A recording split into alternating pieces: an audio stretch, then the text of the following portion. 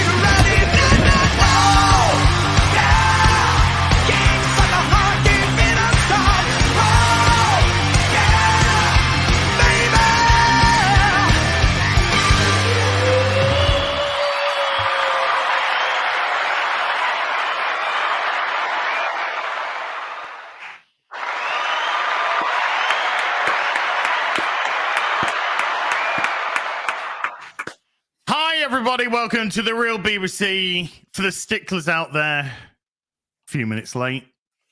For the Brits out there and the Europeans, we are very early. Thank you. We're like nearly an hour early today because, of course, we've had daylight saving here in the UK and Europe, America. Not until next. Is it this coming weekend? Daylight savings time is stupid. Yeah.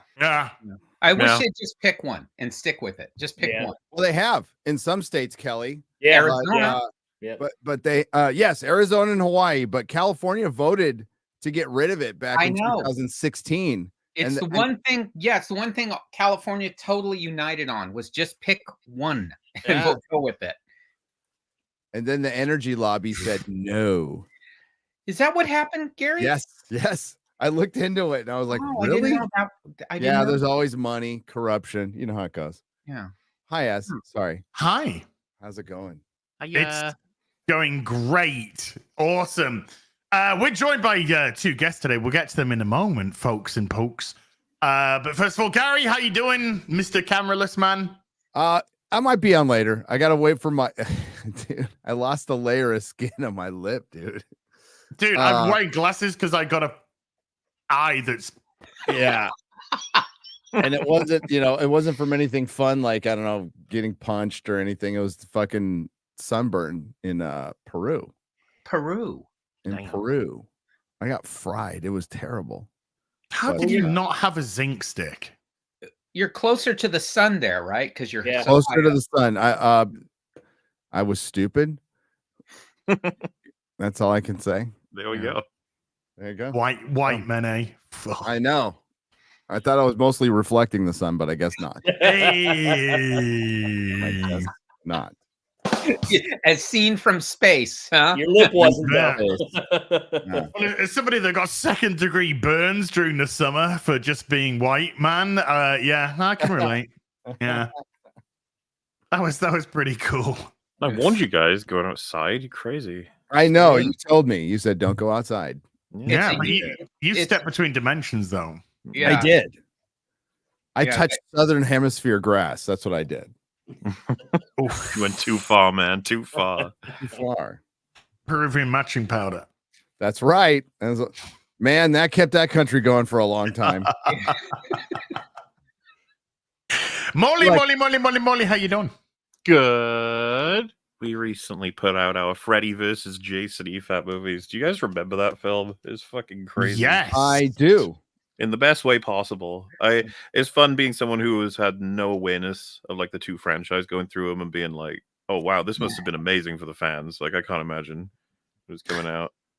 Dude, there was a comic, Freddy versus Jason versus Ash. I heard about that. Oh wow. Yeah, that was fun. He actually did well too, the movie. But they just didn't end up making a sequel, which I would have thought they would have. You'd think they made a sequel for AVP after all. Everyone Wasn't loved there that. a Friday the 13th in space? Yeah, Jason X. Yeah, Jason X. I think there was a Hellraiser in space too. Yes, I think so. Yeah. The world needs those again. Yeah, I was going to say, imagine do. watching the first Friday the 13th. And then somebody tells you, hey, They're gonna be in space one day. I'm pretty sure.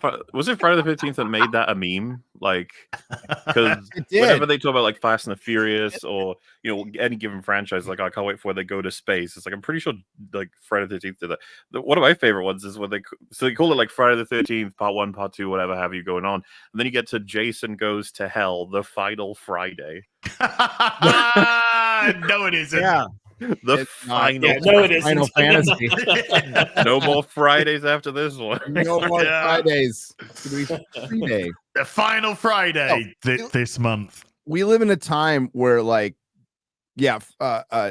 Jason going to space is like completely normal and watchable compared to the stuff we have now, though. Yeah.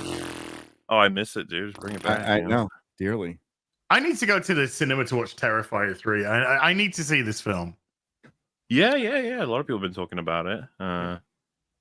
Finally, a new franchise slasher man who can rival the hallowed halls of Freddy, Jason, and the Fisherman. The Fisherman.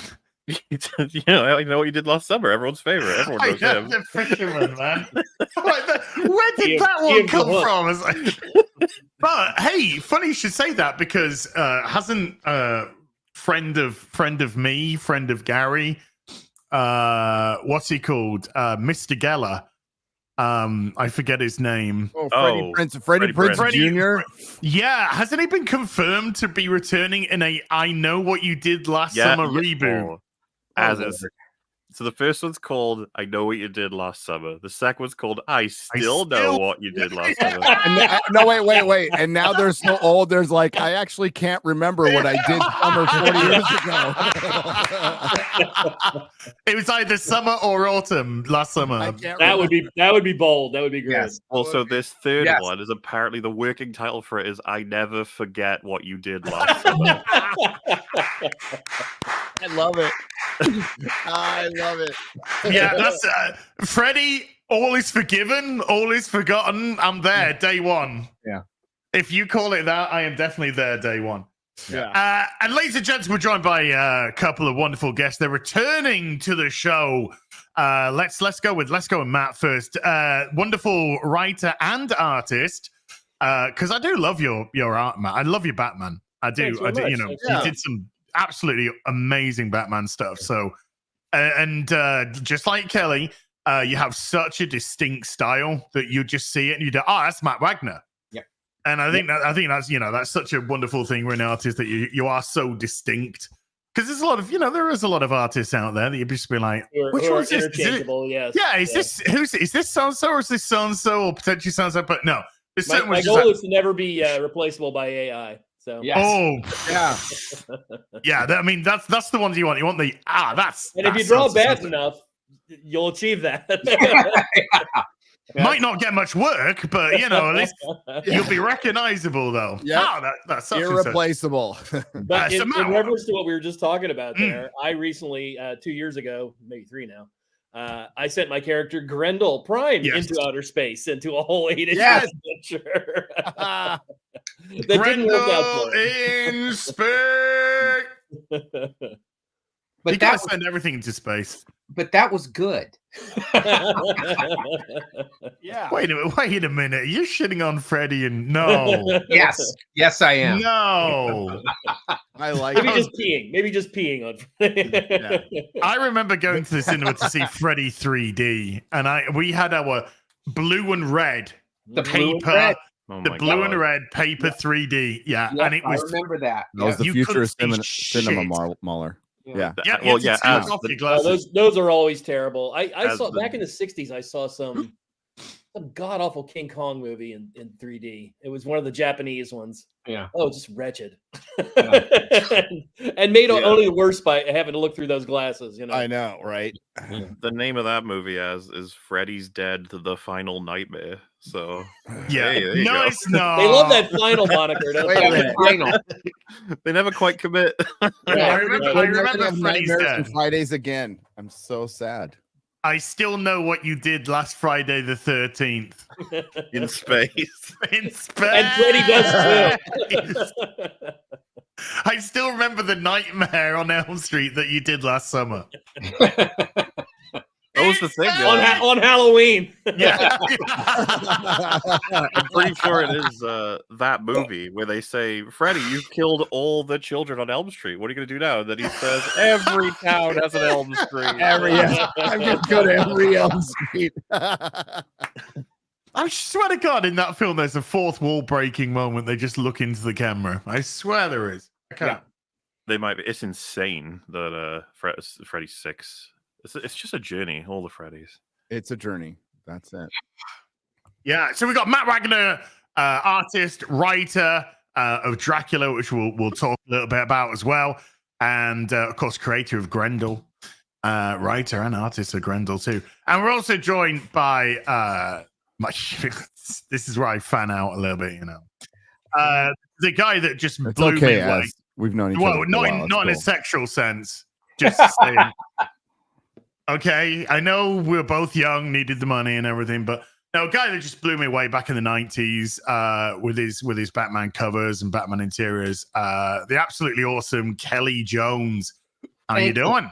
Thank you. Good. Very good. Glad to be both of you guys. This is for both of you guys. Yeah. Thank you. They're a very well-trained crowd. Yes. Yeah. At the touch of a button. Yeah. Hi, Kelley. How are you doing, Gary? I'm good. Well, you got a bad bad lip, right? You should have just said you got in a fight. You shouldn't have said. There you go. No. Yeah. Nobody could reach me to punch me in the face in Peru. Okay, they're all short. Wow. I feel like a giant there. They have those little extendo arms. Yeah. Get you. You fell off one of those ancient walls or something. I don't know, something good. Something good. Yeah, the closest to a fight I got in was arguing with a Japanese lady at the airport. Well, airport. Not my finest moment. Yeah. Oh, you are so lucky we got guests, Gary, because I could have taken it. If this was on your channel and X-Ray Girl was here, what would it tell me what you would have said? No. I won't do it to these wonderful gentlemen below me. Okay. I can call X-Ray Girl in if you need it. If we need the protection. Your shield. Yeah. I need my diversity shield. She's downstairs. Shield, yeah. She's downstairs doing some math for me. Yeah. Downstairs massaging, walking up and down the back of Melissa. All right, let's get to the guests. This is ridiculous.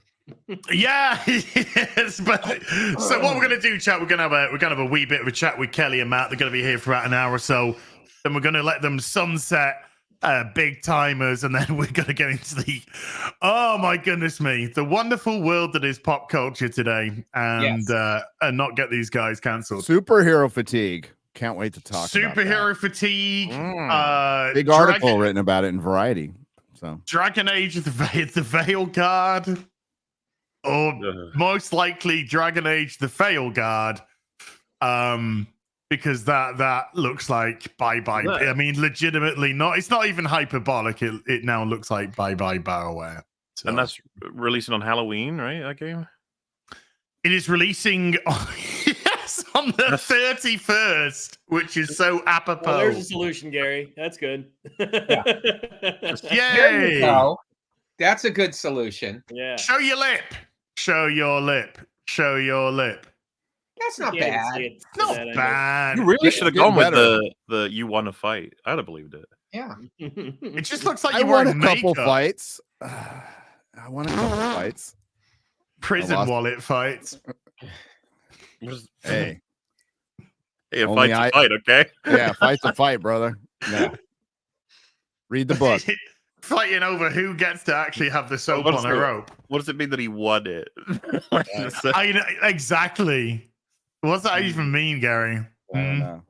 In prison, if you win a fight, you get to live. You get to be called the boyfriend, not the girlfriend.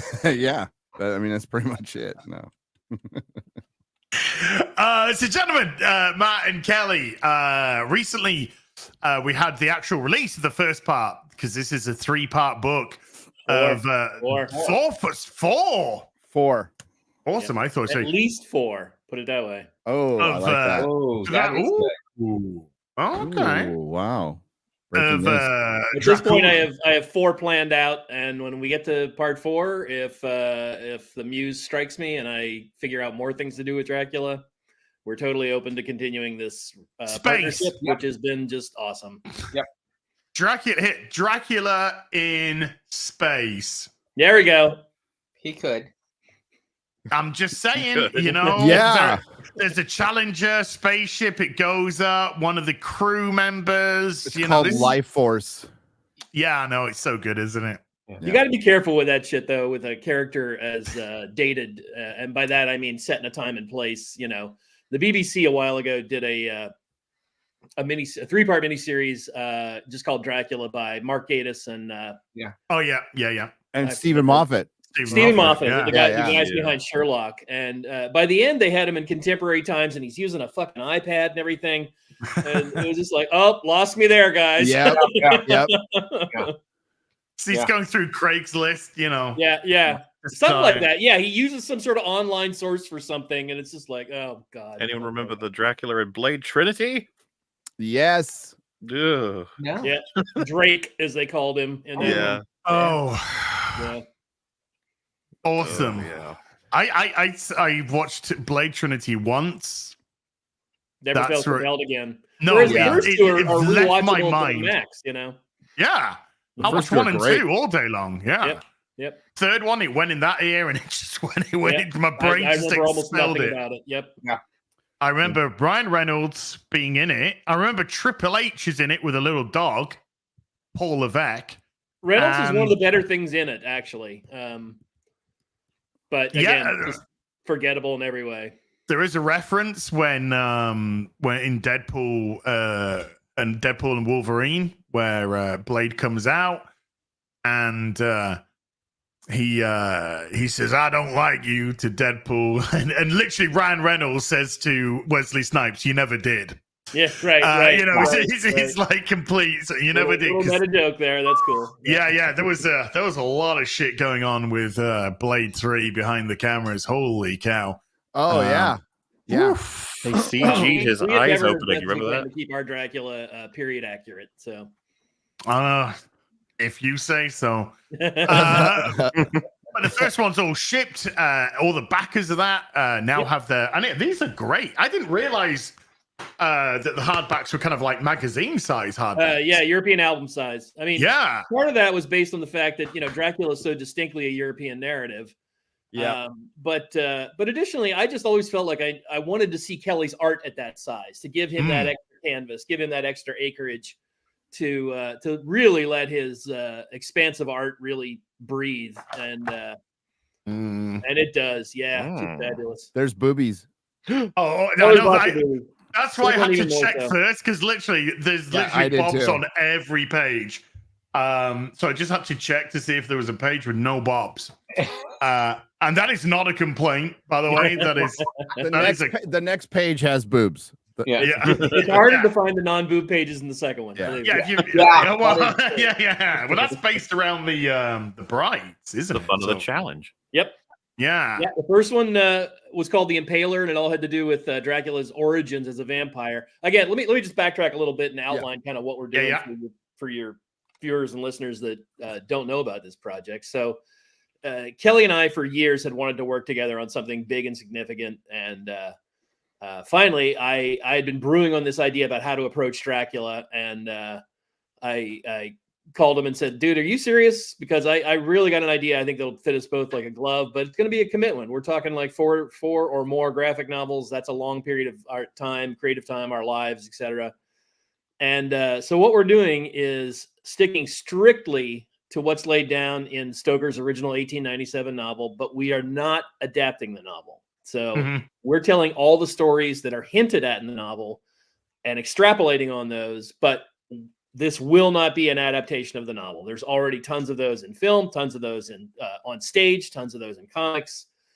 You won't see Harker going to the castle. You won't see Van Helsing. No Mina, no Lucy, none of that shit. So the first one has to do with how he becomes a vampire. And in Stoker's novel, twice he has Van Helsing mention that Dracula attended something called the Scholomance, which is a Romanian legend about, it's kind of a dark Hogwarts, this seminary for the dark arts up in the mountains, and the fact that it's a tenure of 7 years, and every there's 10 students at a time, and at the end of the 7 years, the devil keeps one of them. And I was always just like, shit, how come nobody's ever done anything with that? That's right there in the book. That's such a deep well of narrative possibilities. So we did it. And the first one all has to do with him attending the Scholomance. Additionally, in the novel, you see Dracula wield powers that we don't see the other vampires have. He seems so much more powerful. And granted, we don't see a lot of other vampires, but he can control the weather. He can command beasts, and he can turn into an animal shape.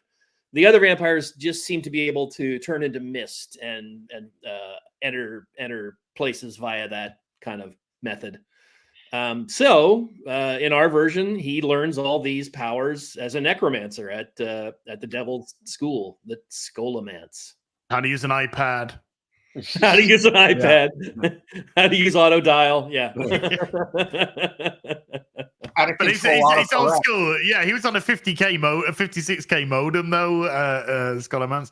Yeah. As a World of Warcraft fan, by the way, I appreciate things like Scholomance and Sepulchre and stuff like that. So so everyone is going to the Scholomance. The person very much has a very kind of fantasy sort of flavor, and of course, he doesn't really turn into a vampire until the end. Yeah.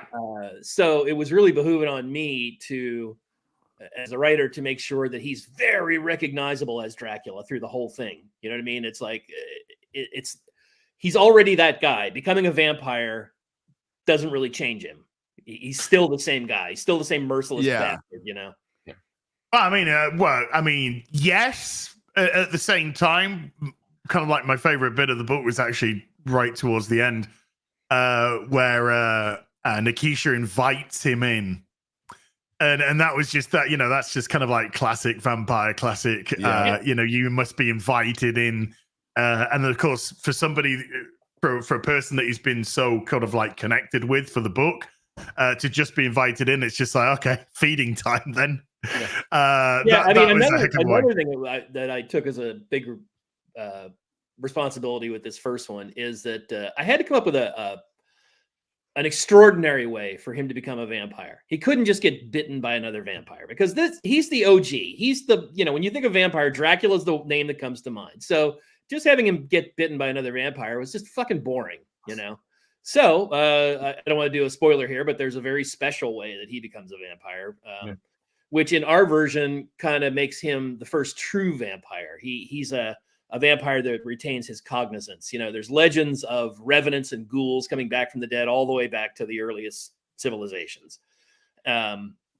But they generally, it's only kind of in Victorian literature that we see these characters that have an aristocratic bearing, that seem to retain their humanity and can pass amongst humans. Whereas, the other revenants, Strigoi, Vertilax, they just kind of wander through the shadows and prey on people, So Dracula's kind of the first true vampire. He's the biggie, man. And it's all out, all done, and you've literally just like hit part 2 straight out onto Kickstarter. Chat, it is pinned in the comment section at the top there. And if you're watching this on replay, the link is going to be in the description box down below. And there is only 4 days left of part 2, but you're kind of like smashing through this. Well, we're shooting to get one out per year, and launches the Kickstarter, claiming Halloween as our own. And launching at the beginning of October and wrapping just after Halloween. And for people that missed out on the first one, not to brag too much, Kelley and I are old pros. I mean, production's not a big deal for us. We know how to make this work. You'll be fucking amazed, mate. You'll be fucking amazed. That's true. Believe you me, you'll be amazed. It's getting more of a kind of shock that people are on time nowadays than not. But if people missed the first book, do you have a tier on the second book that you can actually still get the first one? We do. We still have some hardback copies. Let me point out that the hardcover is exclusive to the Kickstarter campaigns.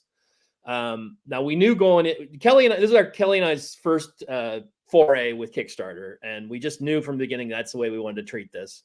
Mhm. But we also knew we wanted to reach a bigger audience because there's certain people who just don't pay attention to Kickstarter campaigns at all. They keep their eye on traditional publishers and traditional retail methods.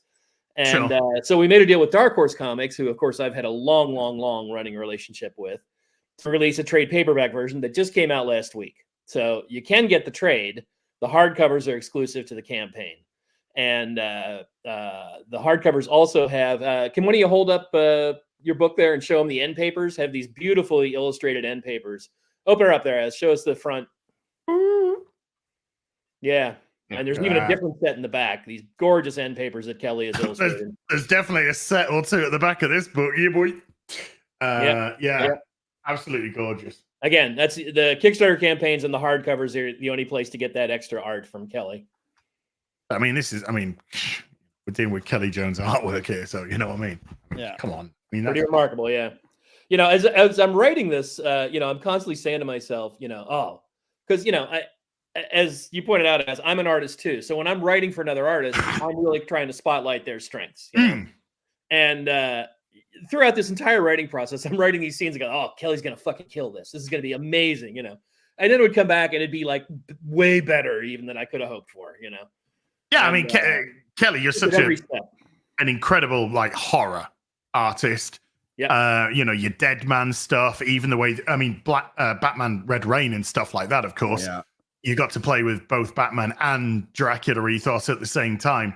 So, I mean, this just absolutely plays into your hands, plays into your strengths as a bit of a horror. And I've gone through all of your Vertigo Crusade stuff as well, which is again, that's some great stuff, by the way. A good writer, Steven Seagal. He was excellent stuff. Yeah. Yeah, I was I contacted you and I said just recently picked this up and I was just going through. I just couldn't stop going through. So it was but it really kind of highlighted your strengths. How does it feel as an artist and you get a character like Vlad the Impaler? Because this is predominantly Vlad in part one. Yep. There is plenty of gore and everything because Vlad, not the nicest of guys in the world. No, he's driven to be the biggest asshole in this. It's so good. Yeah. I don't want to spoil too much, but he goes to his school and he really commits. He really commits. Yeah. The overall best thing about this is, yes, it's a terrific story.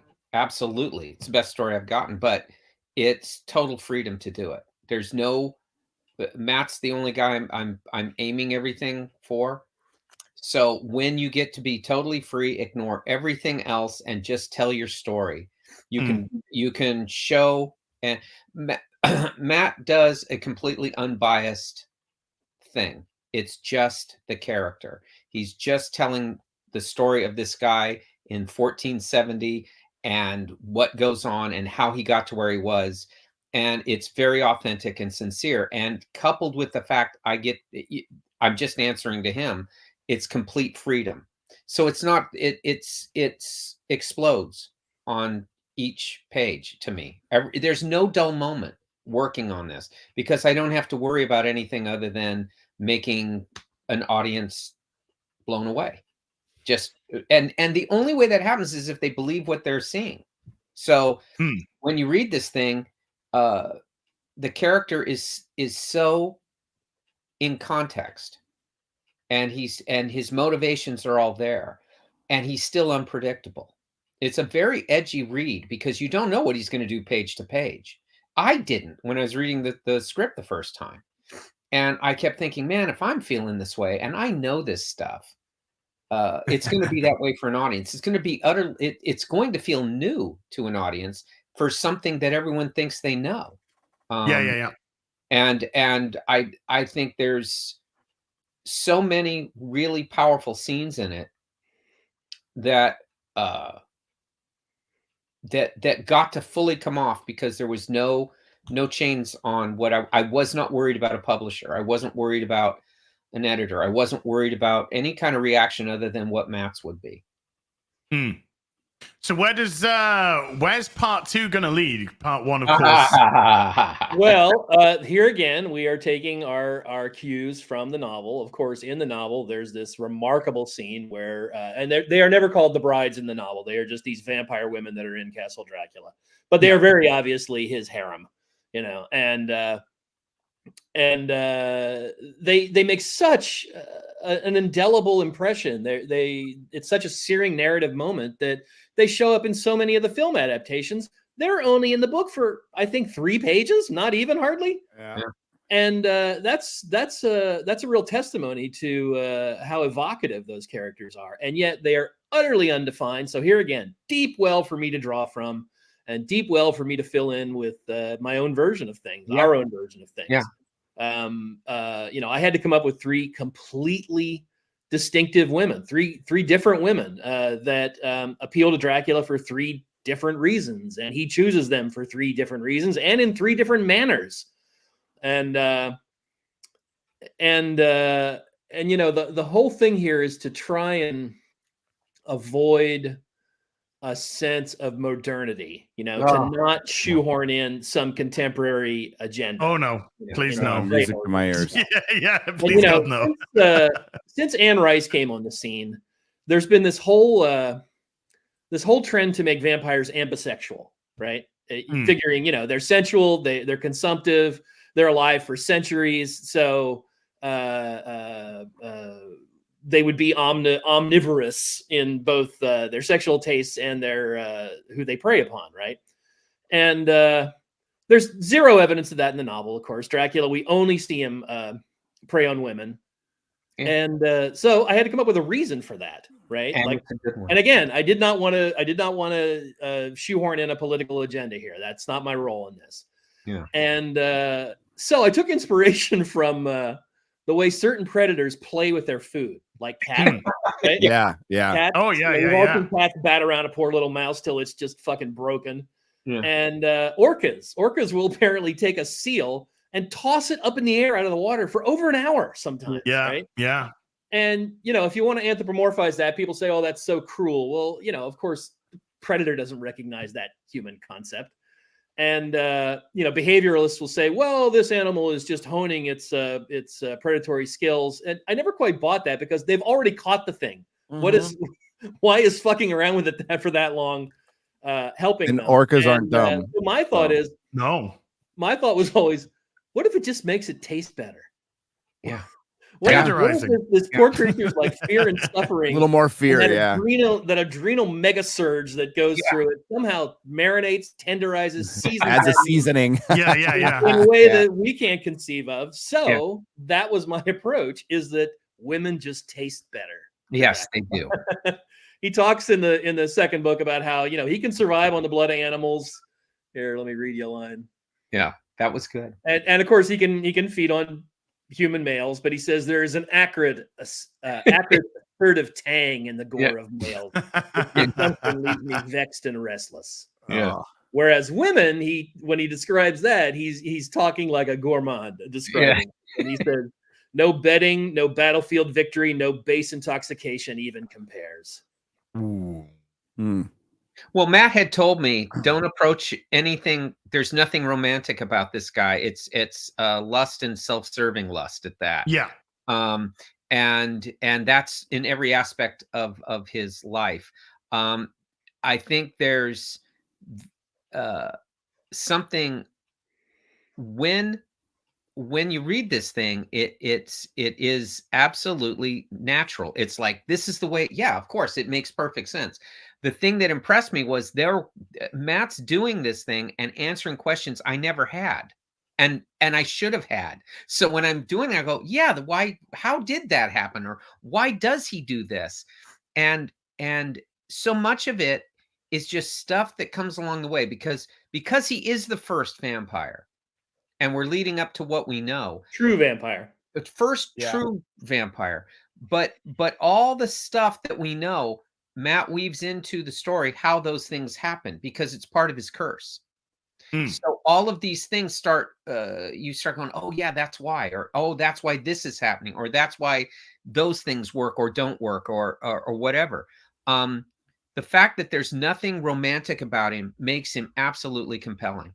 Oh, come on. That scene with the crone was so romantic. Oh, okay. Now that said, yeah, that was one again, of the best trying scenes. to avoid I love that. modernity. You know, I had to give these women very distinctive personalities and make them unique and you know, strong in their own right. Yet, in no way are they his equal. He does not consider them equal. He doesn't consider anybody his equal. Yeah. So it's not like you know, they get to give him feedback on what's going on in the castle. You know, there's none of that shit.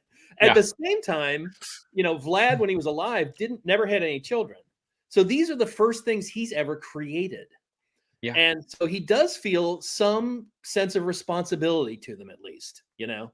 Yeah. And that too is self-serving. To let them wither and die would be a failing in his own right. A failing, you know. I wasn't able to do that. I wasn't able to maintain that thing I created, you know. Well, and he has to, as he acquires each one of these women, begin to realize what immortality means when you're in a castle with 3 women for centuries. God, I think we'd all feel like an eternity there, wouldn't it? Kelly, it's been about a week and it feels like an eternity. Yes, it does. and add to it, you got to drink blood now too. So, but it's drink blood and eat shit, mate. That's what you're gonna have to do. They're listening. I'm in so much trouble right now. Yeah. Well, that's what my wife was saying. She goes, every guy would think that's great until it's for life, and then you're unlife, and then forever. But it's fascinating how that politics play out within that story, because they're now they're less than what they were. And the things that brought him to them. Now, that's another neat little bit is that, you know, as Kelley said, the things that drew him to all 3 of them, in the act of becoming a vampire, they lose a little bit of their humanity. So they lose a little bit of what attracted him in the first place. But man, are they fun to draw? Are they? Yeah. I'll tell you, every day. I needed 3 different women. Kelly gave me 3 different women. They're awesome. Is one of them Monica Bellucci? Matt did no. It's better than that, Gary. Oh wow! All right. Matt invented these women because there is so little on them other than what you see, and I felt I had to do the same thing. I can't look at anything because he's not, and he had so given such a great story, each individual story. So the only thing I could think of was women I knew in my real life, and each one, luckily, because I wanted to know their mannerisms and how they would act, how they'd hold themselves. I wanted them very different from each other and not the stereotype of what little we had seen. So they were women from as I would read each one, I go, yeah, that's one of my wife's friends, you know, that I know that girl, you know, and then there'd be another one. So I developed it based on those 3. I you know, told them I'd like to do that. I let them read what Matt had written. Said, "Is this okay?" Because it's pretty wild, and what happens to them, and then what they do. All of them were all in, and it really, I think, helped it quite a bit because they're all real women. They're all women I know. I'll drop a teeny bit of a spoiler. You know, there's 3 brides. Yeah. All turns out there might have been a 4th one. Might have been. Because I mean, he's going to have to understand how to turn people in the second one. Because in the first one, he's not turning anyone. That's a conundrum as well. He has to and So we have to see him. There is no rock that Matt did not lift and say that's a story idea, and that's the thing for me. These are things I am embarrassed to say I never questioned. I just bought it. Right, you just go along with it. The fact that it doesn't weigh it down, doesn't slow it down, it propels it is the trick. And that's why it was easy to commit to doing all these books, because each time I would read a scene, Matt would pull a rabbit out of a hat like that. And it's one that we should have all known. And it's immensely entertaining. Yeah, that's Kelley was talking about how satisfying it is. I've always, throughout my entire career, I've always tried to approach everything as it has to be fun for me.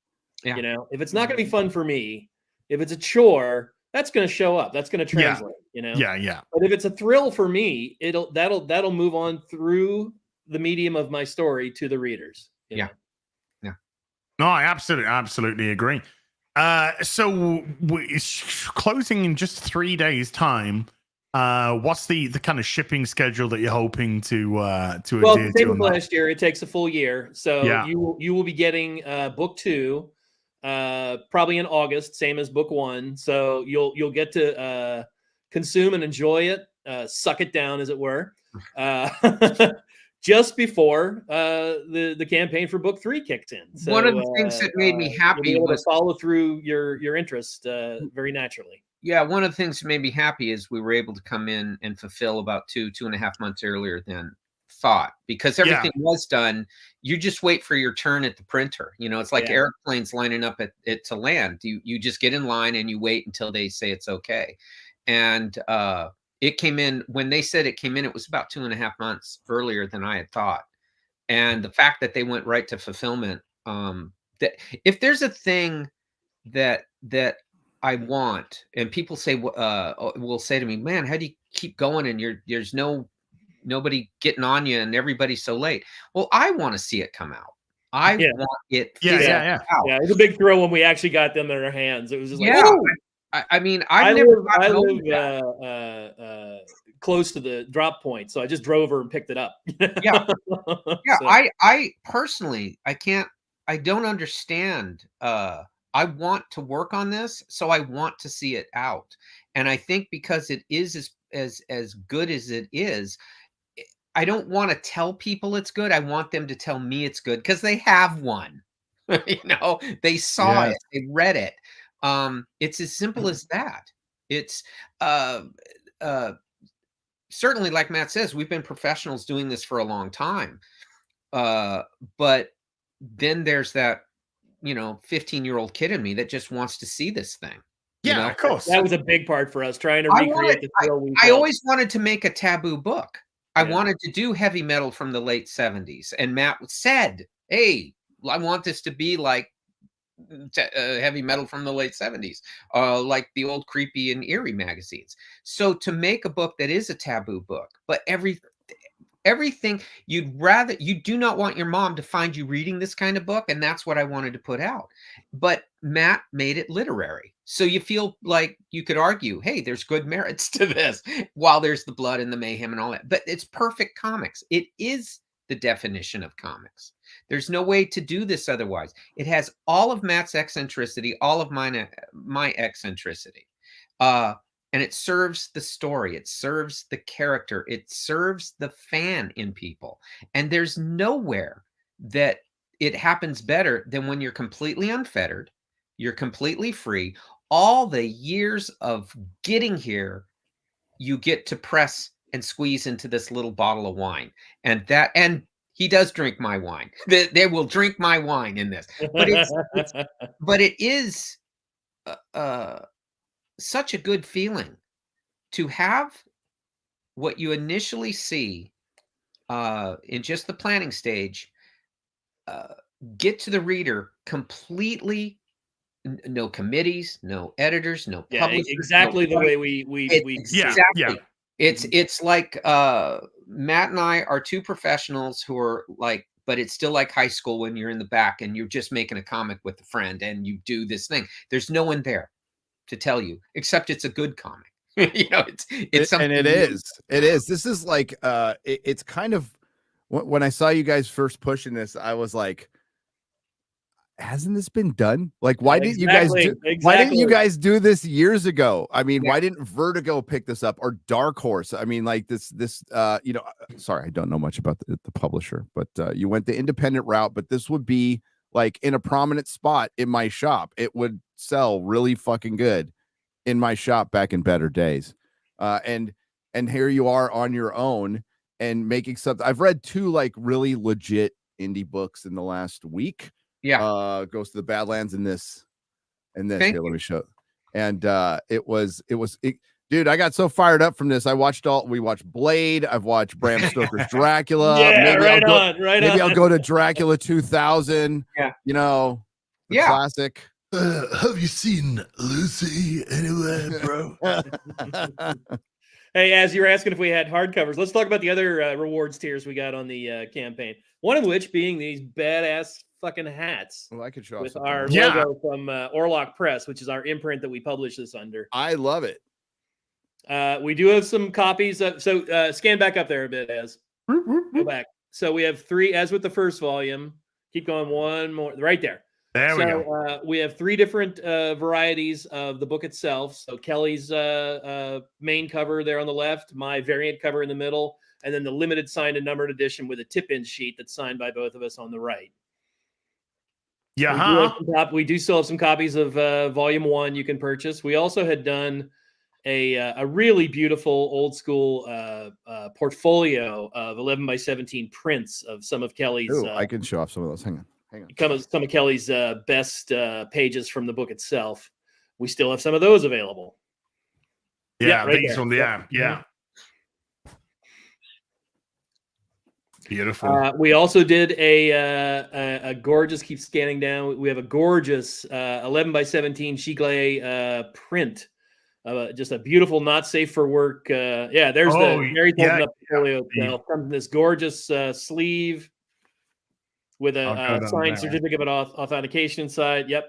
And each plate like that is Kelley's black and white art, and then an evocative line of text from my script at the bottom that kind of matches up with the art.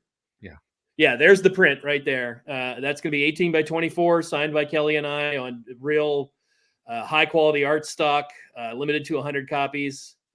Oof. And then we've got a bunch of merch. We've got a bunch of T-shirts and this cool hat. Yeah, there's the T-shirt. Nosferatu there on the Orlock. That's we're Orlock Press. Yeah. And then a plethora of T-shirts now. Yep. Yeah.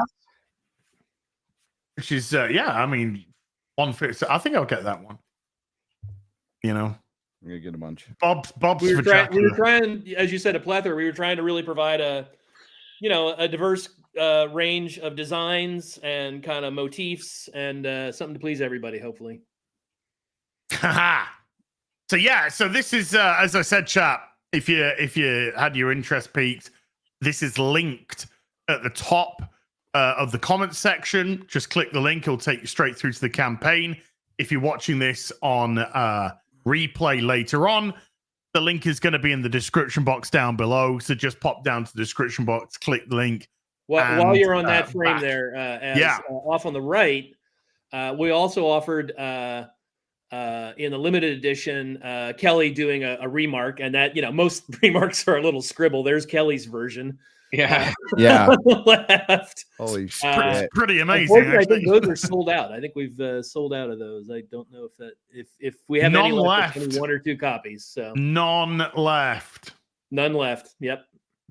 Done. Oh well, sorry everybody to get your hopes up there. Well, that's pissed on my bonfire. There you go. But being the recipient of some Kelley Jones artwork, I'm good. Yeah. I'm actually I'm solid. Yeah, I'm good, Brad. Thanks, Brad. Cheers, Brad. There's this lovely little, all the different types that you can go for to suit your wallet. Digital versions available too, if your wallet is slim. Yeah, I think I saw somebody in chat saying that they got their hard copies, but they don't have their digital. Where do they need to check? Oh, check on the page and go to the comments section on the Kickstarter page for this one, for book 2. Or book 1, whichever one they're speaking of, and then go to the comments section and register that question, and our fulfillment guy will answer you. He's really good. Yeah, they take care of it pretty immediately. Mm-hmm. So because we got you for just a little bit longer, I'm just going to grab a couple of super chats that are directed directly at you guys. Sure, yeah. So you can ask away or answer away. Go for broke with the $5 says Kelley. I love the way that you draw capes. Was there a particular artist that inspired you to draw capes like that? I think certainly there's artists who do capes, but I always think of them. I didn't want them, for me, having to do Batman and Sandman and characters with capes. They kind of became static a lot of times when they were standing and talking. So I kept thinking there's, I did them like water. I would just think of them like, the movement of water. Like it's alive, practically. Yeah, like it's a living thing. And it started as an accident. I was sketching something went away, it came back, and you usually erase out the lines, and the lines I was going to erase looked better than the ones I was going to draw. So I just thought, and it just took off from there. I was lucky because a lot of the stuff I was inking, so I was able to ink it, and it just sort of came to life. And it's one of those aha moments where I took something everybody had seen, and you make it actually more special, more part of the character that obviously capes are, but it just became pretty cool, especially with Batman. Dude, I love what you were talking about there, about the part that looked better than what you were going to draw. It happens to me all the time. I do my layouts as these shitty little stick drawings, Yeah. And then when I go to the actual page, sometimes I'll look back at the stick drawing. It's like, fuck, everything about that, the gesture, the action, the bulk, and sometimes I'll just blow that puppy up on a Xerox machine and just trace that directly. I stopped doing I stopped doing thumbnails because the thumbnails would be better than more expressive. So I design on the page. If it's something, I hit the ground running with it, and I found I got a lot better energy, a lot better, cooler images. That's a pro, guys. That's a pro. That's a pro. He is. And where drawing happens actually isn't on the paper, it's in your head. So if it's already, you're thinking about it and it already happens, then it's just getting it there as immediately as quickly as possible with as little penciling. I try to pencil just enough to know where I'm going to ink. The main things you have to, eyes and hands and stuff like that. But the rest I just sort of indicate so that there's that immediacy of a good brush line. I do the same. Years ago, I was inspired by both European artists and I would say some manga artists, specifically the guys that did Lone Wolf and Cub. And the point was they didn't seem afraid of the ink, whereas so many American artists, that old Kevin Smith joke about tracing, they're just trying to reproduce these super sharp, tight pencils. I'm like Kelley. I draw very, very loose pencils, and then I'm doing almost all of my rendering with the ink live. And that leads you to these terrific little mistakes, like he was talking about. I love mistakes that are better than you could have planned. I live for mistakes because out of that, something good always happens. Yeah. And I'm always afraid of being corralled. So yes, it's fun. This has been a lot of fun, and it's just Matt and me. So I'm not corralled by a publisher, but it's also myself. I don't want to be hamstrung. It's why a hamster. Yeah, I just let it happen. Something might happen. So you want that moment to happen on each page if you can get it, where there's just, oh yeah, that's the way it should be. So and somebody in the comments there asks if Dracula has long ears. That's not the way he's described in the book. So no, he does not. No. He has pointed ears. They do come to a slight point, but they are not big Nosferatu ears. No. With but kind of taking what the super chat said, and you mentioning Batman, of course. With Batman, your Batman was so distinctive because your cape for Batman was colossal. Yeah, it was just this absolutely colossal thing, and it would adapt. The size would literally adapt to what you were doing on the page as well. Right. So it could be huge the 1 minute, and the next minute when he's standing still, it could just be down there by his feet, one up. But of course, the Kelly Jones ears. It's literally like known as the Kelly Jones ears, the absolutely huge Batman ears. I wanted him to be a shape and a silhouette, and that's how I thought people would see him. Very briefly, if anything. And so it was the impression to his intended victim. Because don't forget, the reason he wears that is to scare people. Yeah. I mean, today it's evolved into, he's not really this Dark Knight detective he was back in his origin. He's now a paramilitary character. He's and the armor is the important part. It's that silhouette that Kelly's talking about. That's actually one of the best things about the Tim Burton movie. When you first see him, he's looming above those dudes, and he's spreading like wings, and he's scary right then and there. Yeah. And with Dracula, it's to convey his emotion. I use it just to, his frustration or his lust, his whatever is kind of raging through him. I use it to accentuate that, because I figure at this point he can become things, he can do things, he can control things. So it's just an extension of, and I think it works because it's you make things less static that way. Yeah, and he's now, as you just pointed out, Kel, he's now a supernatural character. Yeah. Whereas most of the narrative in the first one, he's not. No, so in that case, unless the wind was blowing, I didn't really have it do stuff. Now I can have it do whatever I want, and I do think that's the fun of just comics. Do you guys mind if I show off the last page of the first book to show? Sure. Yep. Right. You can show whatever you want, man. Yep. All right, there you go. In fact, there he is. You know what, you have the portfolio there. That'll be better visible if you show the black and white plate from the folio. I can do that. I can do that. Oh, no. Well, I got to pull it out. I got to whip it out, Az. Come on. Excuse me while I whip this out. It takes a second, okay? Hungry is Angry with the $5 says, got my autographed copy of Dracula book 1 last night. It looks beautiful. Just kickstarted book 2. They look amazing. We'll read this weekend. Thanks, Angry. Thank you. Yeah, that's a better. We can see all those magnificent cape. Look at that. Yeah. That's man, sexy. And just look at all that textured cloud work in the background. I know. Just a magnificent way to wrap up the book. You ain't right, Kelly. Yeah. No. And as I said earlier, as I said earlier, every time I'm conceiving of something, I tend to write fairly brief descriptions. I don't write these Alan Moore scripts that are dense with description. I don't describe layout. I let the artist take care of that. Oh, and there's Castle Dracula. Absolutely magnificent shot of that too. Yeah. And in so many instances, Kelly's, and here's a transforming page. Oh God, what best bat Dracula creature ever. Aye. But he's awesome. Just so good at taking my brief descriptions and kicking it up the next notch. In book 2, there's a scene which I only just kind of noticed the other day in reviewing the pencils again. Or no, it was the ink stage actually when he turned in the inks for this page. One of the women he has to work at a little harder than the other 2, right? Yeah. Mm-hmm. And it takes ain't that always the case, So when he finally gets her, when he finally feeds on her.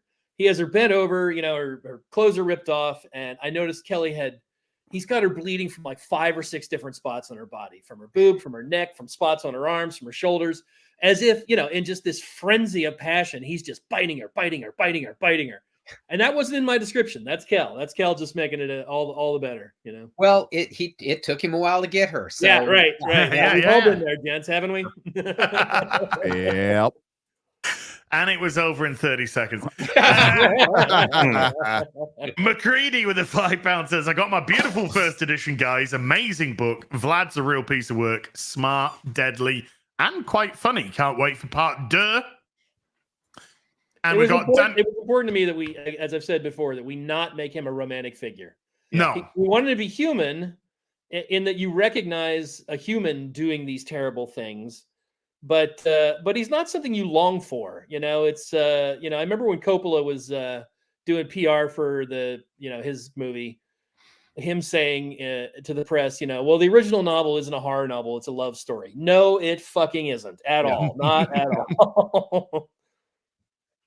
Daniel Rude with a membership for 6 says, I'm one of them that pays 0 attention to Kickstarter and I'm seemingly late to everything. I appreciate that I'm still going to be able to get in on this. Yes, sir. Just a few more days, Daniel. So move now. Yeah. No, it's you're fucking right. I'm looking forward to Nosferatu. Yeah, me too. Yes. Me too. Very much so. I like Robert Eggers. He's great. He's terrific. I recently did there's a website called 13th Dimension that posts things in groups of 13, like the 13 best covers of this, that sort of thing. Yeah. So to tie into this, they gave me the opportunity to write an article about my 13 favorite versions of Dracula. And I was pointing out how, there's the 1922 version, then there's the 1979 version from Werner Herzog, which is equally wonderful, And now, I haven't seen the Robert Eggers version, but everything I've seen and based on his previous work, I think it's going to be just baller. And it led me to speculate on, has there ever been a film ever that there were 3 objectively great versions of it made? I can't think of one. No. The Tick. if it does. That's about it. Well, the audacity for Herzog to do it, and then again have it happen again because Herzog's met the bar too. Yep. Yeah, that's pretty gutsy. It's pretty gutsy. Mm-hmm. That's the one movie I'm looking forward to for the rest of the year. Comes out on Christmas Day. And unfortunately, it opens on Christmas Day, and I'm going to have a house full of people that I'll be there. I'll be there. Everybody go home now. G. Owen Wares with a 666 says, I gave up on American comics back in 2016. You guys may have sucked me back in. Pun totally intended. Hail Kelley Jones and Matt Wagner. Thank you. Well, I mean, you know, Matt's stuff is great. Like I said, I very distinctive stuff, the pair of them. But every time I've read Matt, I've loved his stuff. I mean, and we all know what I think about Kelley's artwork. It's just Matt's work is authentic. He's a sincerely authentic writer. He is, as you said about his work, it's the same thing. If you didn't know who wrote it, after you read it, you'd know who wrote it. Yeah. And I want to point out that I would say this is, if not Kelley's best work ever, certainly his most personal work. I think so. It's up there. I mean, it's up in my there. mind, this is the book Kelley was born to draw. I agree. Yes. Yeah. I mean, there's not a beat lost with Kelley's artwork. I mean, like I said, I've been picking up Kelley's stuff since early 90s.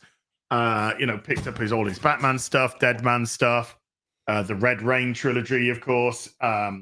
The Crusades and onto, you know, his Detective Comics covers, which you've been doing recently. Now onto there's just not a beat missed. Well, the artwork is so insanely consistent from 30 years. It's ridiculous. As it's that thing when you're free, right? It just all of that.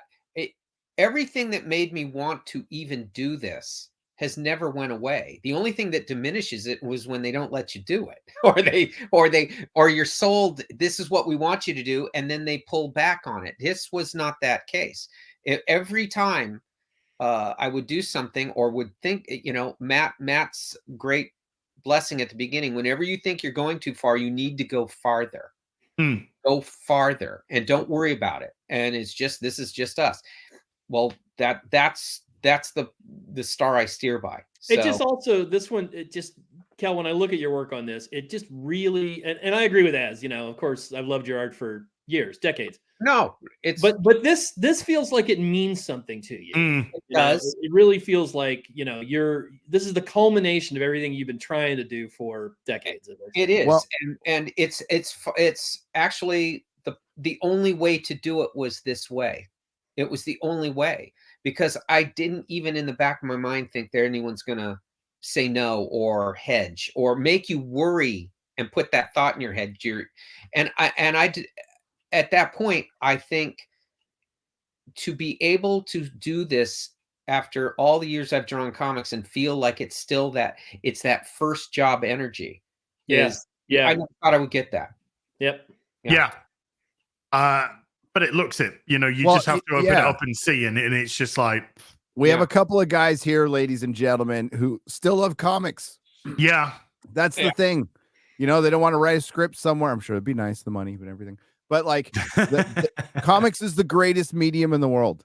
Our PR guy, love it. David Hyde of Superfan Promotions, when he finally got his comp copy, he wrote and told me, you know, I opened this up and I turned to my wife and I said, now, this is what you want to get when you buy a fucking comic book. Yes.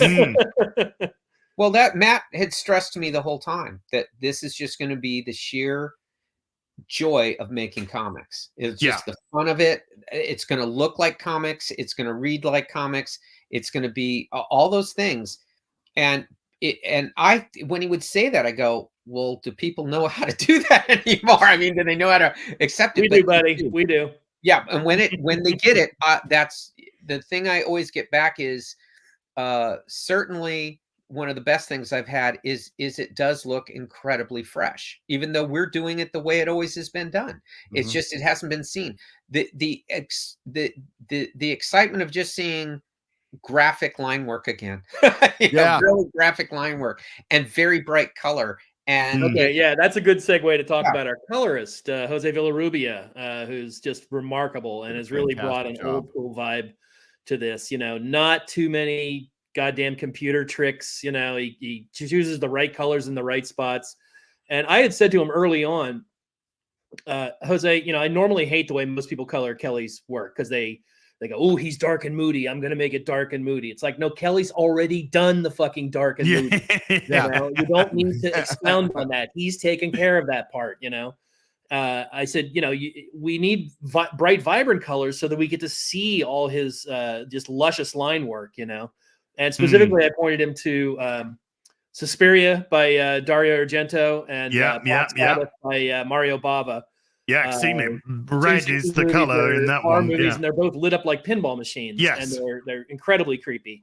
And boy, he just took that and ran with it. And if you look in your copies there, he also did a mighty cool thing in that he made all the gutters a very slight off-white. So it's not the pure white of the page. Yeah. So it gives it a slightly retro flavor, like you're reading a comic from the 70s. Yeah, it's a newsprint. Which pages, which paper has aged just a touch, you know. Yeah. You know what? Do you know what? I was gonna say, yeah, I did not notice that. Yeah, it's so subtle, so subtle. Yeah, it's great. Yeah, no, look at how it makes the word balloons pop as a result. You know. Yeah, it's kind of got that. It's kind of got that papery. Yep. Look to it. Yeah. Yeah, in the most complimentary way, this looks like a '90s Vertigo comic. That's what. Yeah, it has the but all the things that work. Why give it up? Why give up all those? Exactly. Why not exploit it and just carry on from there? And at that point, I mean, I've never understood chucking the things that work.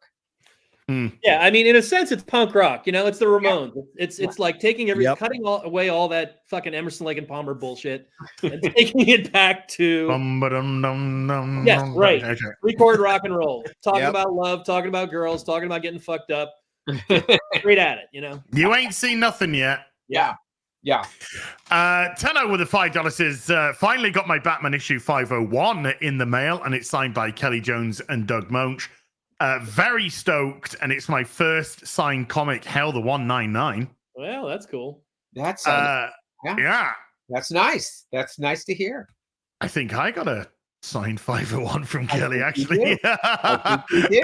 Leston with the £5 says, first book was excellent. I backed the second. I'm really looking forward to it. Thank you, gents.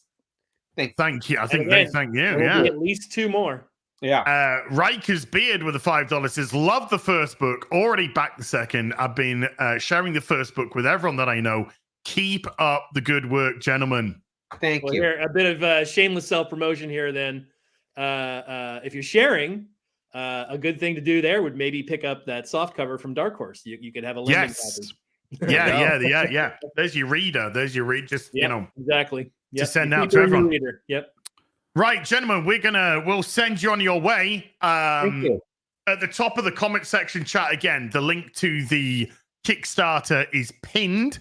Go click the link. Go support these guys. They are absolutely, legitimately just fantastic. It's wonderful to see just two professionals. One more, again, self-promotion. Sure. We've had a lot of requests for, and we will definitely be doing an artist edition. One of the big oversized black. Yes. So we really get to show off Kelley's. Yes. Yes. Most likely we'll be doing 2 volumes of that will group book 1 and book 2 in the first volume, book 3 and book 4 in the second volume. That's brilliant. We'll have that as well.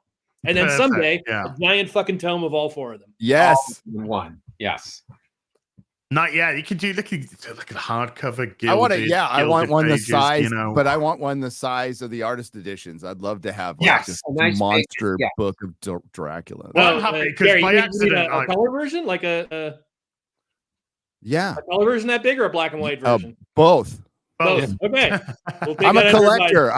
I'll get them both. Yes, he is a collector. Yes. And chat, if you're watching this, or viewer, if you're watching this after the live stream, the link is going to be in the description box down below to go check it out. Matt, Kelley, thank you both so much indeed for coming on to the show. Nice talking to you guys again. Well worth the time. Great meeting you, Matt. Yeah, good luck, because it is wonderful stuff, and we'll definitely get you back. Say hi to Lynn, Kelley. I will. Yeah, say hi to Lynn. Hi, Lynn. We know she's there. Lynn will be. Yes, she will. I will impart that information to her. Yes.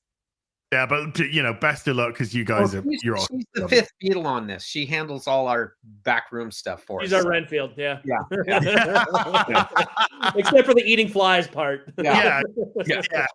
Needs to ease off on that one. Yeah. Gents, thank you so much. You take care. Thank you, gentlemen. Kelley Thank Jones, you. Matt Wagner. Legends. Thank you, guys. I can sunset them. Boom. Look at that. Bye, bye. Boom. Take care, gentlemen. Come on, Gary. Put your camera on, Gary. Put your camera on, Gary. No. Yes. No. Yes. Oh. Get your camera on. Get your camera on. I gotta get a light on then. You don't have to have a light. It's up to you. Whichever one makes you look less like you've just been in a. Like you're just trying to put makeup on, like you're going to a Kiss concert. What's up? How's it going? It's doing good. It's doing good, man. It's doing good. So there. I don't know if Kelley knew how to get out there, so I've just helped him. We love Kelley. Yeah. Great. I mean, they're so awesome to talk to, by the way. Kelley and Matt. Kelley did some work for me on something. Oh, yeah. Maybe a book. Little teeny thing. How's that for a tease? Kelley did something on your little teeny thing. Gotcha. On a book. I said a book. I didn't say a teeny thing. No, I heard what I heard. On I heard what I heard. You heard what you heard. More about Az or about Gary? I don't know. Hi, Mahler. A little bit from column A, a little bit from column B, you know? Do we want to get into this Variety article first, or should we do a little bit of Dragon Age fail guard? Well, yeah, you guys can do that, and I can eBay for a little while. And wow, you can say what you can. You can get me the link to the Variety article if you could. Oh, I got it. But like, you could talk about that. Tell me what's up. What's going on with this video game? So, as you might know, video game coming out on Thursday, Halloween, Dragon Age: The Veil Guard. It's been 10 years. Oh shit! Really? Since the last Dragon Age game. Yeah. God, it feels like yesterday. And if you're into obnoxious Californian twats that just want to talk about gender identity, I moved away a couple of years ago. Okay. Well, I'm sitting right here, dude. You're gonna get PTSD then. Almost because 3 years. It is looking fucking garbage. I'm gonna bring up some things for you. Oh my goodness me. And then you can see if this is the kind of thing that you like in your video games, Gary. Let's pick let's pick this one first. This is a good one. Zipper boobies.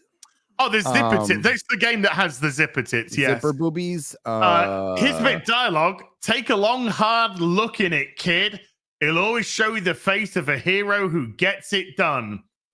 I'm getting there. If you respond with I'm getting there, then establishes transgender identity and unlocks new dialogue options in future conversations. Do you want to unlock in your fantasy game current day Californian bollocks? Because that can happen with just the click of a. I'm 100% doing this when I do my playthrough. By the way, you're gonna role play. Yeah, I'm gonna be the world's greatest zipper tits. In actual fact, that might be the name of my character. Can you like unzip them and powers come out like beams of light? I think if you unzip them, flames. Well, there's no tits because the slider there's zippers. won't let you have tits or an ass, just in general. So if you want to look like an ironing board, this is the game for you. If you're a female and you've got breasts that are bigger than a double A, then unfortunately you cannot see yourself represented in this game. Here's another great one from the dialogue. If you talk to Tash is just a twat. I'll show you a bit of footage in a second. But in this option, when somebody goes into where she comes from, inverted commas, it says, you've chosen to encourage Tash by focusing on the benefits of a multicultural background. Can you like go Joker mode in this game and just be a dick to everybody and kill everyone? Oh, I'm glad you said that, Mauler. No. Right, because this is something which is getting people pissed off as well. When you get your dialogue options, there's a scene in it where there's a bureaucrat or a politician or something, and they barge into a conversation. And the actual dialogue option it gives you is to say, who's this idiot? Or who's this, knob? Or whatever. Who's this fool? Who's this prat? Whatever. And if you click it, your character goes, who's this? No. So you can't challenge any of your characters. You can't challenge any of your team. You can't challenge anyone, even if the dialogue says that you are. You're just being nicey to all of them, and you just try and diplomat your way out of everything. You can't tell somebody to fuck off. You can't piss them off. It's a beauty. Here's a little thing that I put together, because when I was going through these images and video footage yesterday, something stuck out like a sore thumb. Now, I don't profess to be, a huge aficionado of the Dragon Age lore. Dragon Age Origin is really the game for me, because the Grey Wardens and the Darkspawn were kind of like my jam. But just listen to the dialogue that goes on here, right? So the Dragon Hunter has a softer side. The Kyun says you take care of people. The Kyun says you take care of people.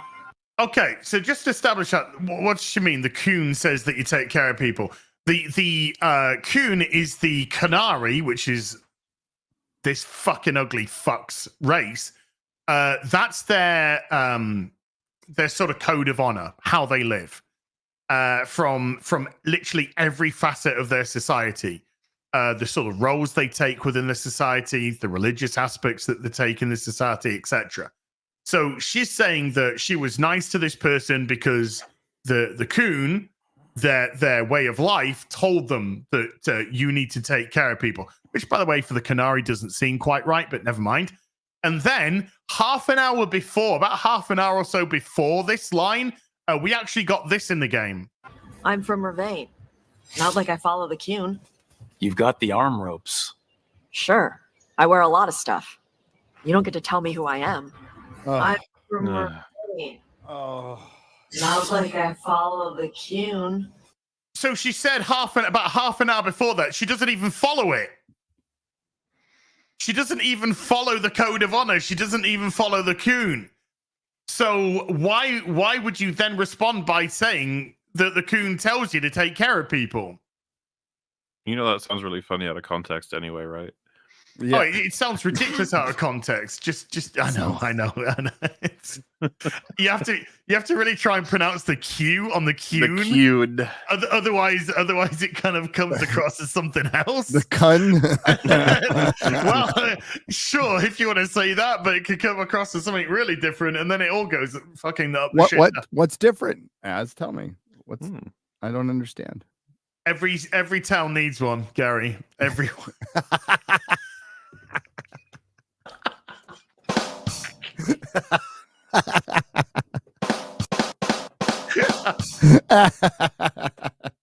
Every town needs one. So dialogue like that just doesn't even make sense to start with. I'm a Christian. I'm not a Christian, and I don't follow the Bible. Why were you nice to that guy? Because the Bible tells us that we need to be. That's essentially what they just said. Then it's stupid. And I was actually watching another review. After I did that and I put it into my video yesterday, I started trying to watch as many reviews as possible to see what people were saying. Considering these are people that were given the early copies of the game. Yeah. And I watched Mr. Maddie, and his video is like 40 minutes long, and he just tore it apart. And he actually brought that up that I just put up there as well. He saw it immediately as well, just like, this doesn't make any sense. Why would you say that you did something because that is your way of life? But then just before you'd said that I don't even follow it. Don't tell me who I am or whatever. You know, it's like, what the fuck?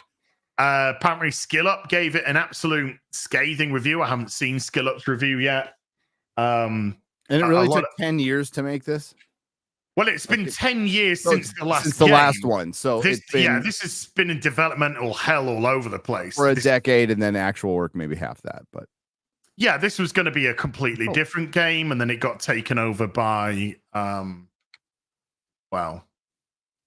it got taken over by somebody that in 2020 was one gender, and then in 2021 was another gender. Well, that's a lot of people. Do you know what? Children in Hollywood. not even taking the piss. Isn't that odd? Isn't that odd that it weird? Just, how queer, as the kids say. How queer? It's queer. So let's see if we can bring up queer.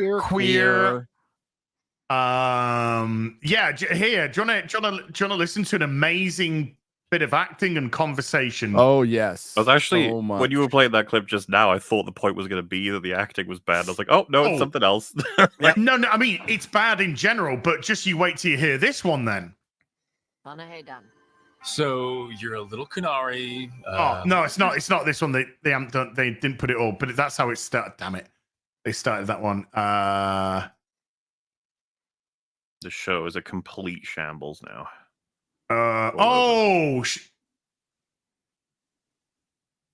Okay, there's that. I need to find the. Oh, here we go. Well, let's just show this first. I'll find the clip in a second. Let's show this first. Let's show this first. So you can go to tea with her family, and she can say that she's now identifying as non-binary to her family. Did they microwave the tea? I just said probably. I bet these fucking people did. I have no doubt. I just said, and I'm going to use they instead of she from now on. Fuck off. You're boring. Very. You're boring. So fucking boring. It's like the gaming industry is going to get hit harder in this aspect than film and TV, because film and TV takes 2 or 3 years to turn shit around if they do. Do you like the look of this canary? We're gonna get shit like this for the next 5 years. The thing is, Gary, with movies, they can pay people to make fucking graphics and sets and stuff because there's still stunts. Those people still in the industry still do it. Yeah, with gaming, especially seeing this with Outlaws, but a whole bunch of others, like fucking hell, mechanics are dying. Like the concept of mechanics is dying. You have to go to indie basically, or completely different studios. It is interesting, right? Because of the whole like, oh god, what happened to Company X? What happened to Company Y? And I've seen a lot of top comments on different trailers and stuff saying they're not even remotely the same teams anyway. It's just the names don't mean anything anymore.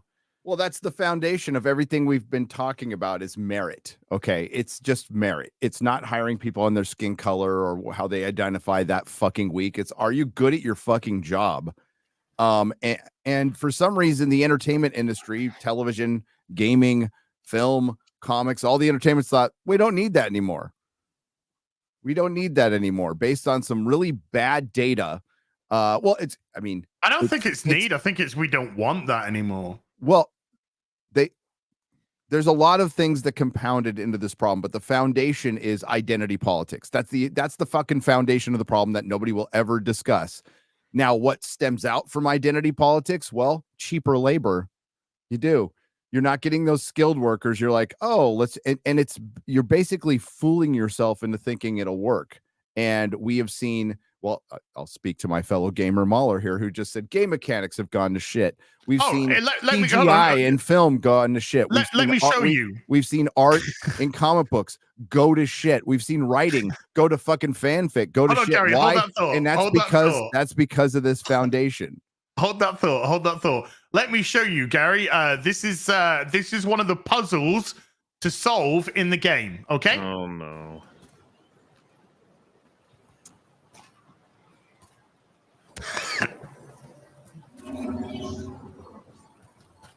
You just have to take it to that. And there we go. Well done. Congratulations. You solved the puzzle. I could have done that. I actually think that should be the qualification for failure. If Gary could complete it, you fucked up. I legitimately believe that Gary could have done that. There was no doors or anything. Fuck no, no, but that's the foundation. Like 7 meters. We're getting a lot of, as we predicted, over the last 2 years, there's been a lot of navel gazing, particularly from Hollywood over the last 2 weeks or so, and we're about to talk about some of it. But they just look at every other reason and they're like, we need to get back to merit and good storytelling and writing. It's like, what? Okay, now what caused all that? What brought all that in? That was you and your rules and your DEI and your nuzzling up to the government and doing all this, everything corporate. We just listened to a couple of artists, true artists, talk about how fucking free they are and what did they do? They produced a comic book, a really good one. It was and it was without a bunch of editors or corporate notes or any of that shit. This is now we're seeing like it's not as bad as last year. We're seeing the holdovers. We're seeing like, good God. The Madam Webs, the American Society of Magical Negroes, all these fucking games that just suck. Well, here we just had 2 great artists and writers on the show, so let's see how this compares to their work, shall we? Okay. You clearly find talking about dragons boring. What? How? Who doesn't like dragons? Aren't you curious why Tash likes them as much as you like necromancy? The question crossed my mind. And maybe Emmerich could help demystify magic, Tash. See what I mean? That is not how you speak to adults. That is how you speak to a toddler when you are teaching them to share their Optimus Prime toy with their little brother. I agree. Well, that's it. You're hiring inexperienced writers who have only written fanfic. They have no knowledge of the world. They have no knowledge of basic writing, storytelling, and whatever knowledge they did have, they completely reject it because the hero's journey is the patriarchy and all that bullshit. It's all old. We got a new world to build. Old. Yeah, exactly. So we have more things to deconstruct, and now everybody like Mahler and I and as we love Joss Whedon. We don't like what like people replicating him have done to art. It's fucking terrible. It's certainly love a lot of his work, but yeah, like because I don't even know that he's capable of, if he was writing right now, to do. No, he's not. So yeah, but no, yeah. I was talking to a friend about this. Having the character who doesn't take things as seriously juxtaposed with someone who does is always going to be better than everyone in the fucking world not taking it seriously. Billy, yeah. Ugh. It's just Billy. Like, earnest storytelling has just gone from the superhero genre. They don't know. They don't know how to do it. Well, well, number one, we discussed many times, but they don't know what a hero is for a start. No. So they don't know how to write one because they don't even know what one of the fucking things is. Dude, I watched Venom, right? It's hard to walk out of that like. It feels like you took a little time machine back to 2004, just like with all the other Venom movies. It's not good. It is not it is not well written. It is not particularly well acted. There's plot holes you can fly a helicarrier through. I still had more fun in that than I did in Joker 2. Yeah. I didn't walk out of Venom going, I regret spending the last hour and 50 minutes watch. I didn't. I was like, couple chuckles. It was like a fucking cartoon, but like that's where we are. Like, and it's gonna flop, and we'll get into it more. But that's it. Still doesn't. It's not only bad storytelling. It's a stupid fucking idea that should never been on screen, and it's still better than Joker 2. If that makes any sense. I mean, like you'll have if you get really high, you'll probably love it. Well. I think you need to be really high to play this game, which I'll be doing on Thursday. Don't worry, chat. Here's a romance section. You're not alone. Whatever's out there, we'll face it together. I promise. Together. Why does everybody look like they've been in a car accident in video games these days? I'm going to kiss you. Because the graphics are horrible. Oh my God. something we might need to. It's your magic. Rock? Well, yeah. You make the world spin. He just sobered up and saw what she looked like. Lyrium. It's like I'm infused with lyrium. I noticed it when we touched that night when we talked about your dreams. You knew? You knew, and you still kissed me? Wow, I feel drunk. Yeah, it's because I turned your head into mush. Or it's love. You boob. This is not funny. Okay. No, I mean, God in heaven. God, this is, Az, are you sure about? Have you got like a hazmat suit? I haven't said how long I'm gonna last. Why are you making me watch this? We gotta. Well, because you touch yourself. That's why. And that's there's still one more I want to find to show you. Because, I mean, think about the chat, Az. Yeah. Well, they know what they're getting themselves in for. Okay. They know the rules. They're all saying you're gonna play it for 30. Y'all knew what you were getting into when you clicked on our face. Yeah, we're gonna play it for 38 seconds, maybe. 24-hour character creation screen. Oh, by the way, Gary, in case you didn't know, IGN gave it a 9 out of 10. That's such a meme. What are you talking about? Why? Like, do you know what Eurogamer gave it? Do you know what Eurogamer gave it? Yeah, thank you. You know, it'd be a good skit, a comedy skit. Normal World or somebody is like, any video games? No, guys rating girls on IGN scores. They put up an IGN 9 and an IGN 7. She's an IGN out of 10. It'd be terrible. Can you guess what Eurogamer gave it? 8. 69. Eurogamer gave it a 100%. Ooh, wow. That's the greatest game ever. That's the greatest game of all time. 100%. So they have like a blurb, like in this game, blah, blah, blah, blah, blah. We can do better than a 999. We can do 100%. Their tagline was, "This is the best BioWare game I have ever played." Here's some sound bites. Feels like the series Mass Effect 2 Eurogamer. A definite Game of the Year contender, Game Rant. The character creator I've always wanted, IGN. BioWare at its most confident, GameSpot. What? Yeah. Man, okay, yeah, geez. I mean, it just doesn't mean anything, does it? This is the same continent that gives us Eurovision. Let's just keep that in mind, okay? Hey, I just leave off the Eurovision. Hey, I did that cheesy shit. It's amazing. I'm trying to. I'm actually trying to. I'm shitting you not here. Fuck out of here. I'm trying to find the video of where they talk about coffee. Oh. It's better than tea. They're literally just talking about coffee, and the dwarf doesn't like the coffee. We suffered enough from Agatha. I did the whole wine episode. I've kind of given up on Agatha after episode 5. They died at the end of episode. They died at the end of episode 5. That's it. So they were doing it again. They were doing the thing of like, the recent episode was so good. The guys who hate it don't hear much from them anymore. And I was like, they're not. Nobody's watching it. Nobody's watching the show. It hasn't even charted on Samba. You fucking retards. We just fucking gave up. That's what he's always saying. Like, did you see the new one? I was like, no. No. Jeez. Hey.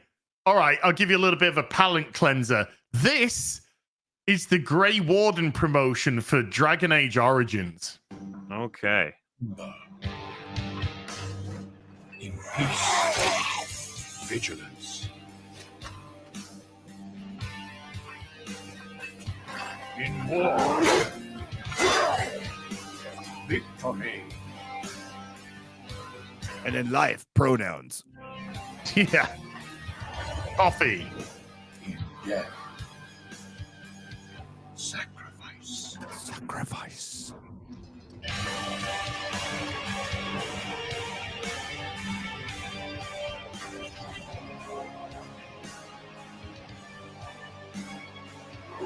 lot of bad guys. A lot of bad guys. This is what it means to be a Grey Warden.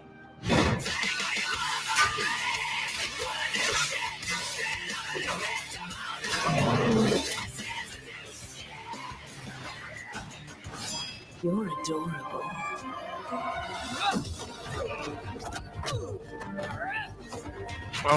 Oh, blue hair. I know. I was like, God, really?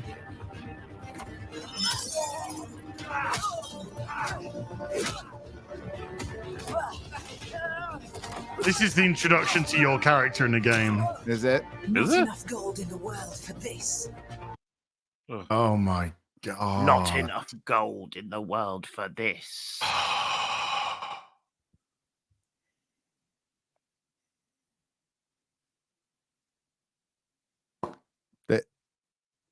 They make everybody look ugly. Everyone is ugly. Not that, yeah. Yeah, that's it. Have you seen how derpy the fucking Darkspawn look in this game as well? They're literally like cartoon skeletons. They look absolutely fucking ridiculous. Here's the thing for me. I'm totally out of loop on Dragon Age lore, so I'm just sort of like, I don't even know what to compare it to, you know? Well, you saw the Darkspawn that the guy was killing at the beginning of that last trailer. And now they just look like neon comic cartoon skeletons. I'll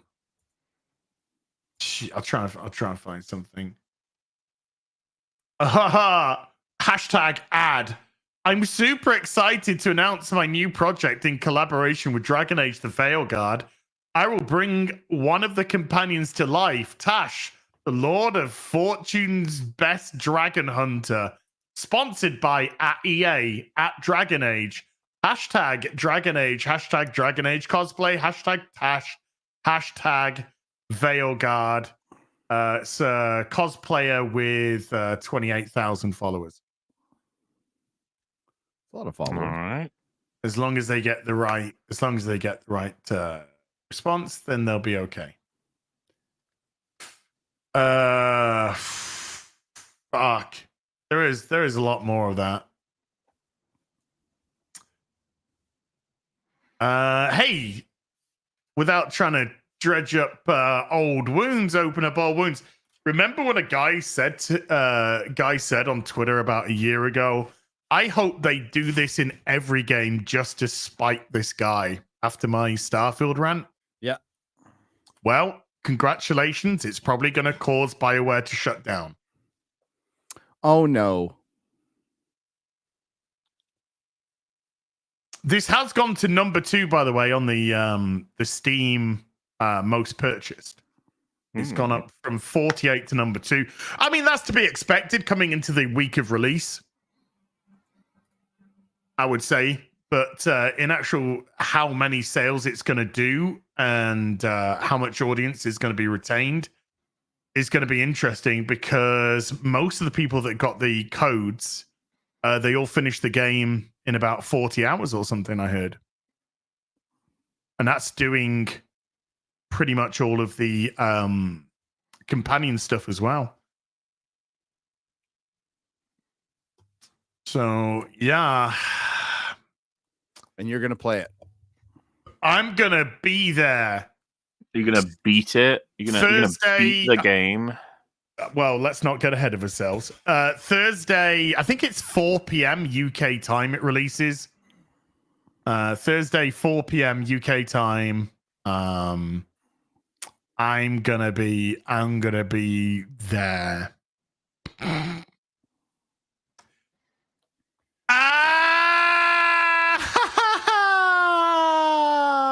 It's gonna be something. It's gonna be something. Dragon Age an hour ago. 2 days left until release. Oh, by the way, have you noticed that in none of the promotional material, excuse me, in none of the promotional material have they had the protagonist as a white male character? They've had it in different ones. but never has one of the examples of the main protagonist been a white male character. And yes, I would deem that to be absolutely 100% on purpose. Well, yeah. Like every commercial we see now. I mean, it's to the point where you just if there's a white dude there and he's not an idiot, you're like, what? What's going on here? Bigots. Yeah. So I'm bringing up this Variety article now. Yeah, this dropped yesterday. And I knew it would. Because I have my little video ideas. I also like write little notes like, okay, I'm looking for these articles to come out right after Venom. And like, boom, one came out. And it's basically about superhero fatigue. Can we, I mean, none of us are in any illusion that there wasn't a huge amount of excitement for fucking Venom. No. So this will go over it, but I mean, it's essentially what we've been saying for years, and they're starting to figure it out, but they miss the main thing. As I told you, there's like one major point that they just will not see or won't acknowledge, because it would be, at this point they see it. They just don't want to acknowledge anything, any valid argument from what they call the chuds. So they're owning the chuds, man. Yeah, and they're mostly, focusing on. I mean, they break down some numbers here, and they're pretty bad. They're pretty bad, but overall they're bad for Hollywood. They still, ticket sales have not even gotten close to what they were pre-COVID. Overall box office is still down a large percentage, about a third, despite the fact that tickets cost almost twice as much as they did 10 years ago. I think it's about twice as much as they did 10 years ago, and a lot more than even 5 years ago. And this has been the most sustainable stream of income that Hollywood has for the box office. There is no answer to the superhero film, and the superhero film is burnout. Now, you and we can all sit here and debate, and we might do it, what superhero fatigue is. But like, this is it, because Venom wasn't going to be good. Nobody was excited for the first Venom. Nobody was that excited for it. It came out and we're like, yeah, but there's no Spider-Man in it. And it did pretty fucking well, but it's been downhill since then. Also, we lived in a completely different economy back then. So Sony Pictures build Venom: The Last Dance as the final chapter in Tom Hardy's alien symbiote buddy comedy franchise, but with its 51 million domestic opening, it's doing very well in China. Unfortunately, they only keep a fraction of the money. 44% and 55% lower than the previous two installments. The movie also signifies the continued twilight of superhero cinema for the dominant force at the box office. And then they get into reasons why. Of course, we had $1 billion Deadpool and Wolverine, but I think that's a shining example of why there's superhero, what they call burnout. Superhero movies used to be indispensable revenue driver for the film industry in 2018 and 19. The average global gross for superhero fare was more than $1 billion. This year, it's half that. Even with the record-breaking success of Deadpool and Wolverine, in fact, the Ryan Reynolds, Hugh Jackman vehicle is the only comic book movie that would qualify as a hit since Spider-Man Across the Spider-Verse debuted in June of 2023. Since then, the genre has suffered an extraordinary box office drought. Film after film, from The Flash to The Marvels to Madam Web, open to, at best, a shrug, and at worst, an outright rejection. Joker, Folie à deux is on track to earn an ignominious, I got close to it, distinction of marking less than an entire box office run than its predecessor, 248.4 million global opening weekend in 2019. So it's not even going to have its global opening weekend. It's barely going to pass that. The high art that is Joker, by the way, that none of us understood, right? The thing is, with each example, there's so much context to consider, because saying like, you see Joker went down because of superhero burnout or fatigue, you'd be like, Well, it went down because it was horrendous. Yeah. It's we can't ignore the actual individual stories being told in each of these installments and who stars in them and the culture surrounding them. It's like to link The Flash, Madam Web, Joker 2, and Deadpool and Wolverine. You know what I mean? It's like those four are worlds apart in terms of how they were made and what was in them and what the people thought of them and why people were interested in seeing them. Yes. To call them all superhero movies and whether or not they're the superhero fatigue applies to them, it feels a little bit like getting really broad now. It's a genre. Just because you can't attribute everything to the genre, you have to look at these things individually. The examples that they've given are very distinct. There is huge differences in ones than the other. And I know you didn't like Deadpool and Wolverine, but I think you can appreciate why it did well, or at least understand why it did very well. The Marvels, I think we can all understand why it did absolutely miserably. The Flash, the same. Joker 2, the same. I think we can all understand why they didn't perform and why Deadpool and Wolverine did perform. So is there superhero fatigue? Well, there's no denying that there's a colossal amount of superhero movies that are coming out. But in terms of what people are wanting, what people are excited for, what they want to spend the money on, that's a completely different kettle of fish, because Deadpool Wolverine proved that if it's got the right cast, if it's got the right vibe, people are going to turn up in droves to see it still. Sure. Yeah, it's like an annoying answer, but it's kind of true. It would be yes and no. Like it has to be a yes, relatively speaking. We have to recognize like the enthusiasm and numbers are all down, such that a movie as shit as Captain Marvel can make over $1 billion in the best time ever for them to release superhero movies. We're not in that time anymore, so relatively. There's a drought, there's a burnout, there's a fatigue, whatever you want to call it. But to what was just sort of discussed, it's like if you bring out amazing films with characters people want to see played by actors who people want to see play them, with stories that matter and inspire, you'll probably be fine. You'll probably make money. I think it's an argument to go back to things like Phase 2 and Phase 3 and say that the ancillary movies, you know, your Doctor Stranges, your Ant-Mans and stuff like that, didn't do this stuff any failure. They were kind of like the start of chipping away at people's good faith, because the Civil Wars, the Captain Americas, the Iron Mans were doing very well indeed. That by time you got to Captain Marvel, it did exceedingly well because it was crammed right in between Infinity War and Endgame. But when that ended, when Endgame ended, it was the end of an era. And it was the end of an era that Marvel needed to let breathe. They needed to give it 5 years, 6 years, maybe even a decade before they went back to this well again. But they didn't want to. They wanted to go to this well immediately.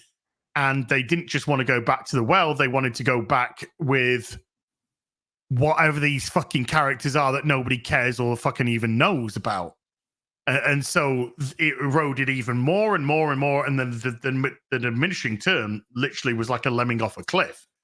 So by the time you get to anything which could potentially be considered to be, you know, maybe there's something here, maybe there isn't, you've already lost a significant portion of your audience anyway. Well, it required a plan. And they weren't thinking past the next quarter. That was the problem. You know, COVID happened and everything, but remember how they started Phase 4 is with WandaVision, and arguably the first 3 episodes were promising, but then the first movie was Black Widow, a dead character. Yeah. Well, and combine that with a bunch of greenlighting just random shit. Random shit. Yeah. Well, yeah. Eternals, Chang-Chi. It was just make something superhero. Echo. So they had lost the focus. Agatha. Disney Marvel had lost the focus that they had before, prior to even Disney even taking over, which is let's focus on the strongest core characters that we have the rights to and build them up. You know, the second Captain America did better than the first one. And you brought up Doctor Strange. Well, they made his sequel a sequel to fucking WandaVision. You know, not a sequel to Doctor Strange. And then I wouldn't even say Doctor Strange was a Doctor Strange film anyway. Not the first really, one. no. Multiverse of Madness is a That's a Wanda America Vision movie. Chavez as well. Yeah, remember he has to get her to beat Wanda. He's the babysitter. Yeah, he's the babysitter, and the main character really is Wanda Maximoff and America Chavez being. And who the fuck can even remember America Chavez in that? No, it's just nothing. Nothing character. She's one of the 50 female characters that I'm not sure if we're gonna ever see again. I don't know. Mm-hmm. We can't see them all again. Well, I think she's lined up to be in Young Avengers if it's ever made, which I severely doubt it will. Yeah, we'll see what's being made. We hear a lot of things announced. They announced a lot of shit over at Disney. We'll see what actually happens. We'll see if Spider-Man 4 actually happens. But they get into it. That like bringing back Robert Downey Jr. was not the decision of a healthy company. That was a decision that they needed a big fucking. They needed a home run, or they at least needed people to stop talking. They needed to stop the bleeding, right? So we see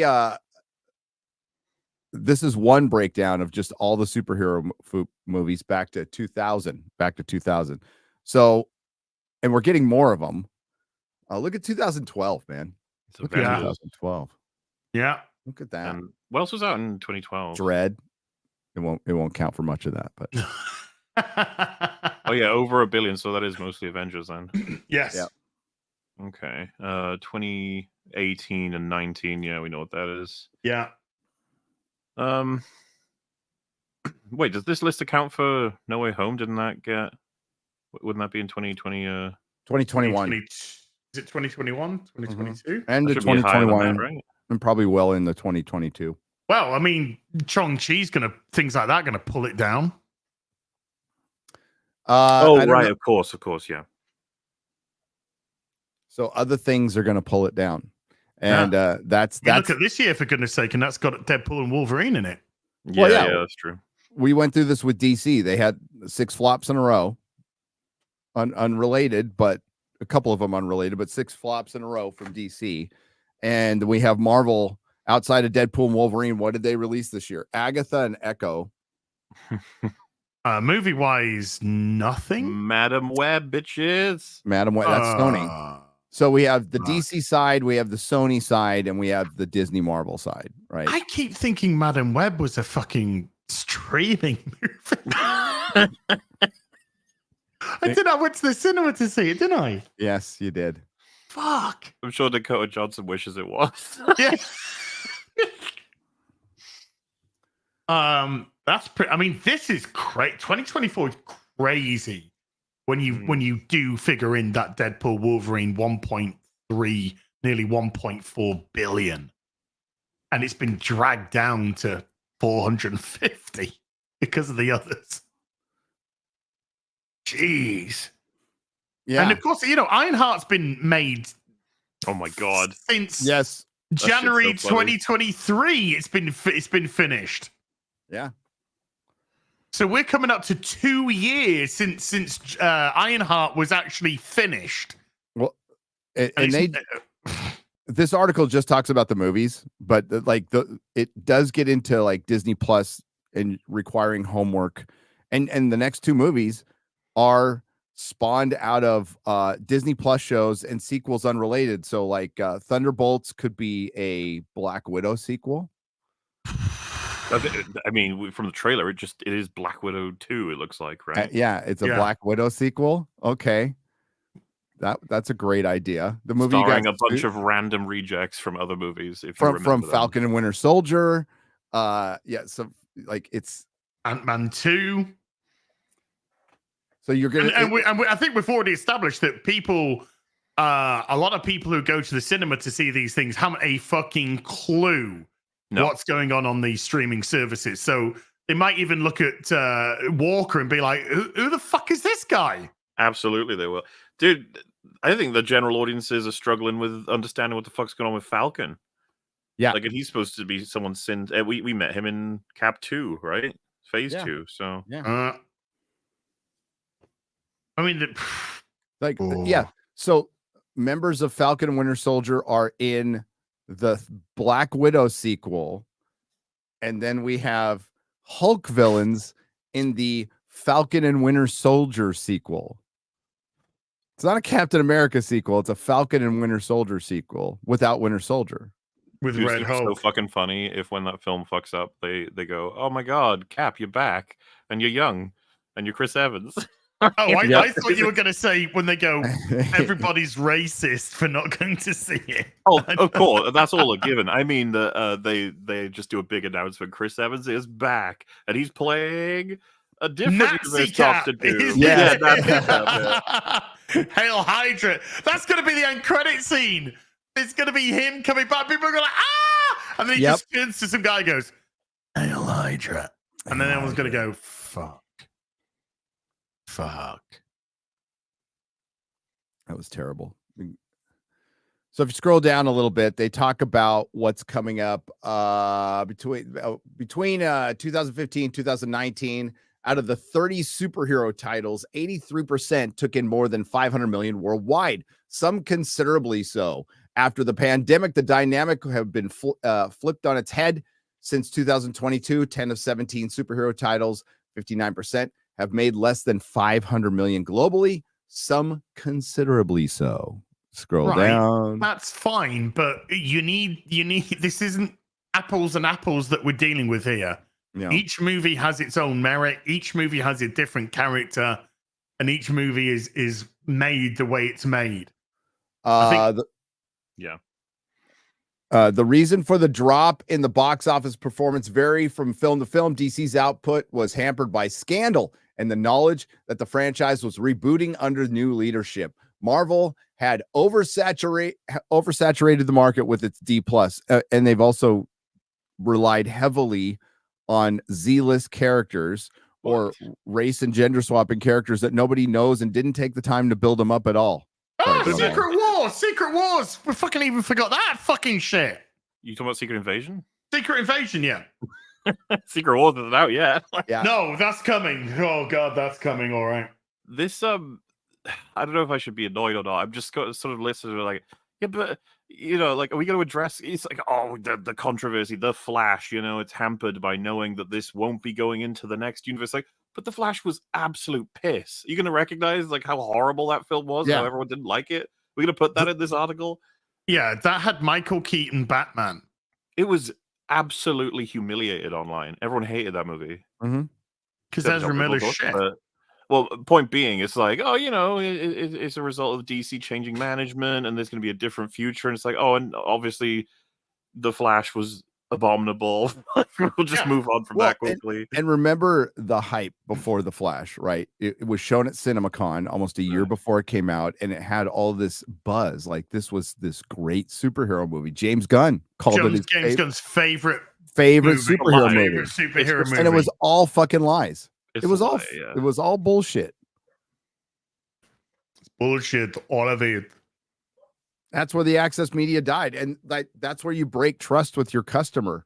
You know, this goodwill that they're going to bring up later in the article doesn't exist anymore. And if it did, you wouldn't need to bring back Robert Downey Jr. and the Russo brothers. Like if things were going great, and he's not even coming back as I.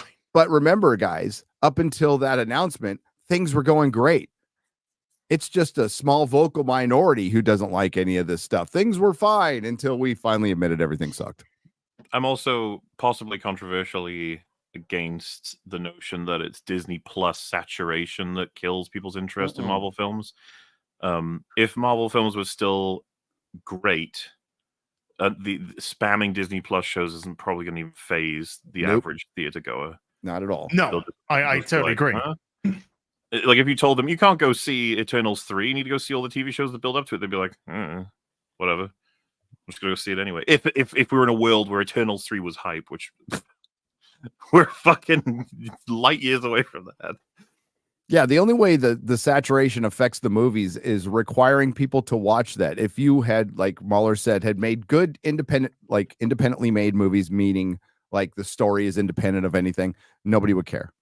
Well, you remember An example people always give is, I think even Drinky used this. It's like you had to see WandaVision to understand Multiverse of Madness. It's like, well, no, Multiverse of Madness made less sense if you watched WandaVision. Actually, it undid everything. WandaVision it broke a whole bunch of continuity with it. So it's like, in a sense, you're better off not seeing WandaVision. But at the same time, it also makes you say, "What the fuck are these children? Where these come from?" You watch Endgame, right? And then you see Scarlet Witch is all sad about Vision and stuff. And then you watch Doctor Strange 2 and she's killing people. And you're like, what? Hello? What? And it's like, oh, she wants to get a fake children. You're like, what? What? What's the Darkhold? What is all this? And then you see fucking Mr. Fantastic getting shredded. And you're like, okay. Oh, and now you're finding out her children were around all along. And she killed a bunch of universes and people for no fucking reason. Yeah. Dressing up like fucking Maleficent. It gets even better. Yeah, I did watch that last episode. I did. I've not watched anything since the end of episode 5. I've seen the images and I just died on the inside. I did it to talk about an FNT. We didn't even talk about it. Well, look, I mean, hey, look, I love Disparu stuff. I love watching Disparu's reviews. Very funny indeed. Even Disparu can't get any can't get any fucking views now on Agatha. Nobody gives a cares. fuck. That poor man. I feel like he's got to have a limit eventually of covering all. He's like a maniac young. with. Yeah. Wait, how young is he actually? Well, he's not. He's in his 30s. All right, fine. That's younger than me. He's younger than me. Yeah, like he's not like a 25-year-old kid though. So no. Yeah, I mean, it's just you just weigh your options. You choose your battles. Yeah, that's what I got. That's what I do. What I got to do nowadays. Look, I've done 3 streams of Dustborn, and they have got progressively more and more irate through them to the point that at the end of the 3rd, I literally just ended the stream. I was just like, I'm fucking done. I'm done. So yeah, right. Bye, folks. Thanks for watching. I was done. Has Dustborn defeated you? Is what you're saying? Well, with the Veil Guard coming out, you probably have given up on it, right? I might warm up to the Veil Guard by doing a 4th part tomorrow, potentially, before ripping the silverback. Surely, like, how much campaign is there? Are you not like getting through the whole thing, or no? Dude, there is nothing. It's just walking and fucking talking. That's all it is. Walking and talking and walking and talking. I feel like you and I are slightly different. I love mechanical fuck ups. I don't know if I could stand playing a game like that where it's just listening to it's just it's just boring in combat. Yeah. Because like Lord of the Rings Gollum had bad dialogue, but the platforming was so funny and the little noises Gollum would make. Yeah, I mean somebody said in the last stream, they said which is this better or worse than Gollum? And I said I'd rather play Gollum than this. Yeah. Because at least Gollum sort of resembled a video game in terms of what it was trying to do. It's trying to be this terrible platformer, whatever. Yeah. But this is just fucking walking and talking, and it's been written by window-licking retards. Just like everything in Hollywood. Yeah, I mean, the good guys are growing opium and selling guns. And then they're talking about how they're against the system, and I'm just like, you're a fucking bunch of mask off lesbian communist fucking drug dealing gun runners. Yeah, like lesbian communists would stay together. They got a cosplay Muslim woman in it. You can't have lesbian communism. They'd all fight and break up. Dude, they always all fight anyway. They're all fighting in this fucking game. Yeah. That's all they've been doing is arguing from fucking start to finish. And when the fucking guy says anything, they just tell him to shut up. So they break it down between Marvel, DC, and Sony. They get to Sony here. Sony was trying to build a universe of live-action Spider-Man characters without Spider-Man. The overall impact, however, has been an unmistakable depreciation of the genre's commercial might. So this is where we get into stupid decisions. There's Disney Marvel's way of failure. There's DC's way of failure. And then there's Sony, which is we're going to build a Spider-Man universe without Spider-Man, which I think any of us, any single person in the chat could have gone to them and saved them millions of dollars by going, dude, don't do this. Don't. The whole concept of Madam Web in the boardroom, you should have had someone just say, this is such a bad idea. This might be the worst idea. Like, why would you do this? What is wrong with you fucking idiots? Like, you have Spider-Man. How are you fucking this up? How are so many retarded people in charge of so much money? I don't But it's the same energy as, what do we say? How many fucking Batman shows are there without fucking Batman? I know. And yet they go again, and they go again, and they go again, and they fucking fail, and they fucking fail, and they fucking fail. Apart from the Penguin. I haven't seen this week's episode of the Penguin. I'll watch that tonight. They're getting to the point where they need to bring up Batman. Okay. Yeah. I'll just say that there's a whole point in the latest episode where they're like going, well, we've got this crime family and this crime family. And it's like, and Batman and Batman and Batman. Yeah, Batman's been active in that world for more than a year, right? 2 years. Yeah, he's in year 2. And at the end of the movie, he clearly says, I'm not laying low. I'm getting ready for the game. I'm saying more so than whatever Batman's choosing to do, that they should have him on their mind. He's got to have been getting in their fucking way, you know? Yeah. Absolutely reference. By the way, I'm hearing from the chat that Terry Garr has passed away. No, what? No. No, sad news. Oh. Beautiful Terry Garr. Lovely Terry Garr. Yep. Yeah. She passed away. Oh, no. Rest in peace. No. Young Frankenstein is one of the greatest movies ever made. She's in Mr. Mom. Yeah, Mr. Mom is good. I love Mr. Tootsie. Mom. Close Encounters. Mr. Mom's playing Batman? What the fuck? 79. It's a decent knock. It's a decent knock, but could be better. It's a shame. Mama Raz is 80. Rest in peace, Terry Garr. She kicking ass. Taking names. All right. So these stiff financial headwinds place an almost existential pressure on the 2025 superhero slate. And not almost an existential pressure. You know James Gunn's feeling it. To deliver.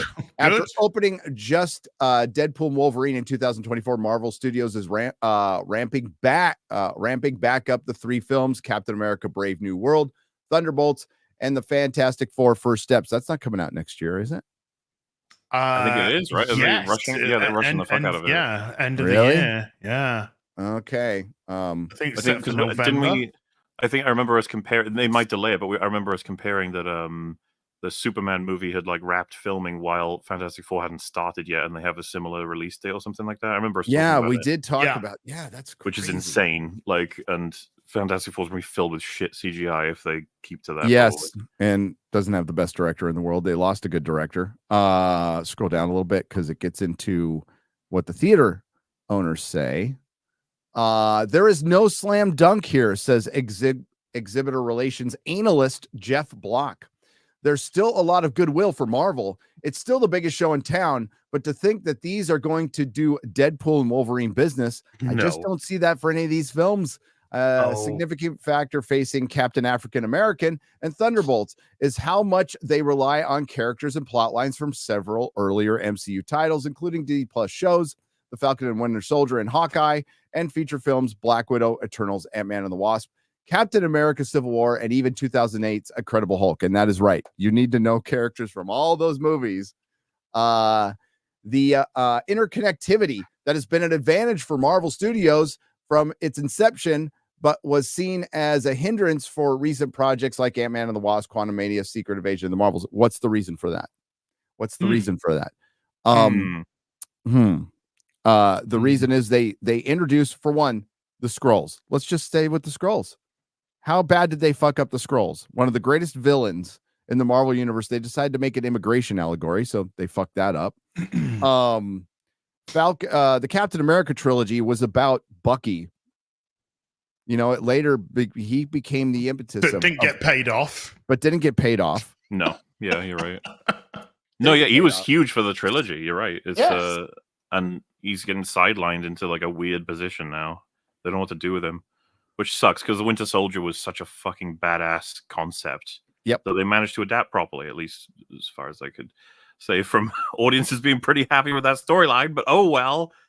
The comic's better, but yes. Yeah. But he got passed over due to DIE. Yes. I mean, that's what actually happened, though. That is legitimately what happened. It made no sense for Bucky not to get the fucking shield. Like, let's go to Moon Knight, right? Oh. Do we need to interject every iteration of Moon Knight, or do you do Mark Spector Moon Knight, which is essentially Marvel's Batman? That's no. Do you know what you do, Gary? You do. Are you an Egyptian superhero woman? They can't stop putting in inane shite female characters. Well, that's the point I'm trying to make. Fucking intersectionality. So it's not a matter of they can't turn things around. They won't. That's why Blade's dead. That's why Blade's dead. Exactly. On the note, like what went wrong is that we'd have to unfurl a scroll that we've been essentially making for the past like 6 years of trying to figure out all the, because the big number one was they didn't treat the blip properly, right? The jeez, all the repercussions of that have basically been undone. And what is the? I mean, honestly, what is the blip? When they did use it in Falcon and Winter Soldier, they went with an anti-capitalist message. Good God. That was the most they ever addressed it, and it was hardly any addressing at all. And remember the big split in Civil War, the Accords. She-Hulk just said, "Nah, got repealed." Yeah. Yep. Like, okay, thanks, bye. Sokovia Accord. Which they're referencing that in the new Cap, right? Whatever this. Yeah. What it was called. Sokovia Accord. Captain African American. Captain African American, yeah. Yeah, I mean, we've all made a bazillion videos about how much they fucked the writing in every single way possible. Mm-hmm. Captain DIE. No, I think that any individual thing, though, like any individual failure in writing, probably wouldn't have killed the Juggernaut, but they've done all of it. It's like 1,000 billion tiny cuts. Yes, big cuts. They even say that in this article. They said, well, it's one of the articles. There's been a lot of articles about Hollywood like flailing right now, and I think it was in another one that said it's been death by 1,000 paper cuts. It has, but there's one paper cut you forget mentioning every single time, and it's what was the motivation behind some of these decisions that were fucking awful? Identity politics. It kills creativity. Instead of you know what, nobody have Sam Wilson lead the Avengers. I'm fine with that. That's fucking fine if you want to do a new Avengers, but you still need to have recognizable characters. The characters have to be endearing. We have to like them. They have to be charming, and they haven't introduced any interesting characters. It's really that simple. You cast the right people. Robert Downey Jr. as Iron Man, Chris Hemsworth as Thor, Chris Evans as Cap. And that's your core, and that's how it operates. You can't get rid of all of them. You cuck Thor. Did you kill Captain America? Who fucking knows where he is right now and don't care. And you killed Iron Man, and you expected to move on from that? You can't. You know what? I think that they were almost at the point of killing Chris Evans as Cap, and then they were like, "Wait, we might need him." And now they're probably like, "Thank fuck we didn't kill him, because we desperately, we're probably gonna." I could see them bringing him back, doing something. I thought they referenced that he was no longer with them anymore. He goes back, like he could come back as an older version of Cap too. I mean, they've done that. They could do that. They have the de-aging thing in fucking universe. They can do whatever the hell they want. Well, they could do what the hell they want in its movies, but yeah, nobody knows what the fuck is going on anymore. There's a celestial sticking out the earth, I just sent you some breaking news, Az. I don't know if you want to mention it or not. It's up to you. I put it in the thing. Oh, okay. But yeah, all of the big heroes that led people to be interested in the franchise are all gone, and I just think it's very fucking amusing that we're just slowly crawling back to having them again, more than likely. And we just see that's if you want to like really get into the ins and outs of superhero fatigue, and I've mentioned it before, just release a solo superhero movie without a bunch of other superheroes. Say like. You have a guy, say you have a guy who hunts vampires, guys, just hypothetically, there's a superhero that's a day walker. Crazy. We'll call him a day walker. All right. Interesting idea. Interesting idea, right? He was born a vampire, but he had different attributes. It started changing his genetics. I'm just making this up as I go. Let's make him black too. Let's just go ahead and make him black. All right. Yeah, sure. And then we have the vampire hunter hunt vampires. Oh, fuck. This is interesting. Okay. Is that a cool concept? Yeah. They can be any kind of vampires, you know. Yeah. But it'd be a lot of fun watching this guy. What if he used like kind of like swords or something? Yeah, like bladed weapons. Like, ooh. What if that's an interesting concept? Pews, yeah, instead of just pews. Yeah. I like that idea. He's got like the proportional strength of a vampire, but he can walk during the day. He's got swords, maybe some equipment, maybe a cool car. You want to throw in a cool car? I like cool cars. Yeah. Gadgets are always cool. Yeah. And then have him kill vampires.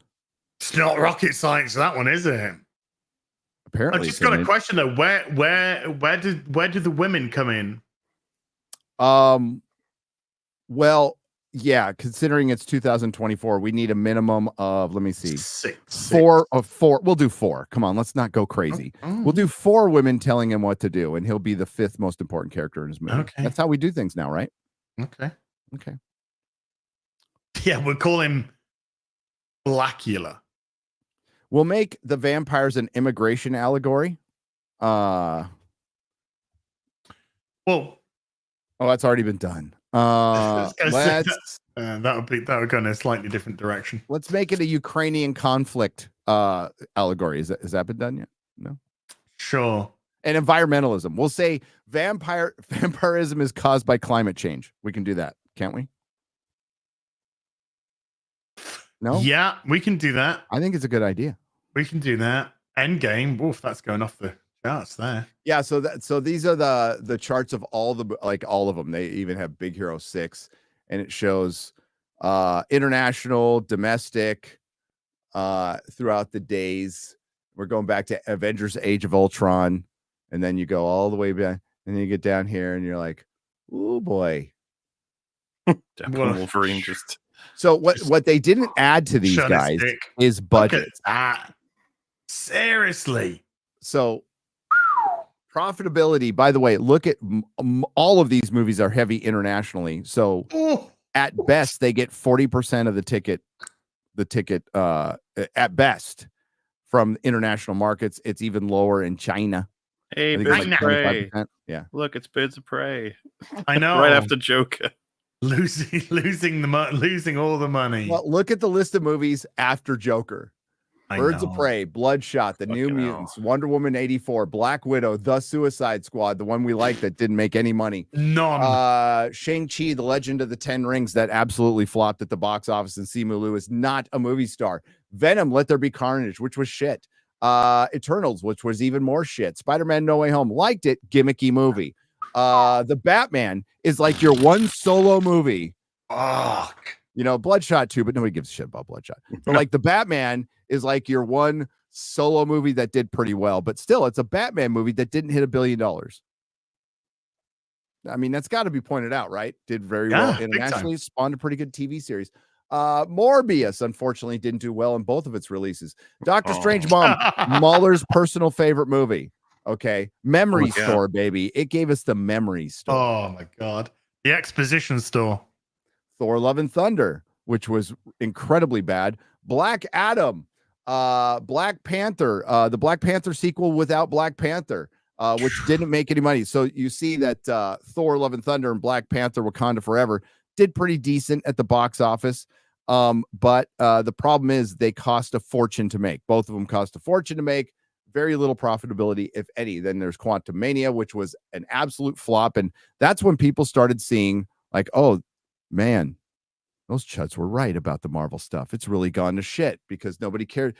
Fucking another communist message in it, like for real. Lots of fascism being brought up in movies now, including Blue Beetle. Want to talk about that, of course. Talk about it. So we have Guardians of the Galaxy Volume 3, which is basically a holdover. It did well, but it did not do that well its opening weekend. Why? Because there is fatigue at the box office. I think it's overall Hollywood fatigue.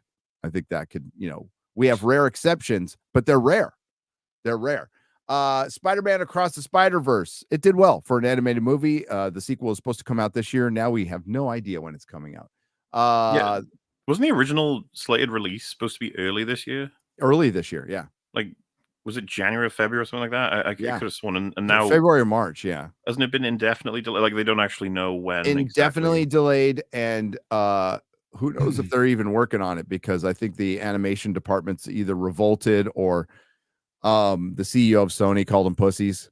Jeez, that always works. That's great motivating for your team, by the way. Yeah, pussies. There's Blue Beetle, which did worse than the Marvels. It was. And I think we are the only people on Earth that saw Blue Beetle as well. Yeah, and I can't remember a thing about it. Well, remember all the people who got mad at me for a thumbnail, putting a taco on it, and there were taco jokes throughout that entire fucking movie. Well, no, that's not true. Nobody got mad at you.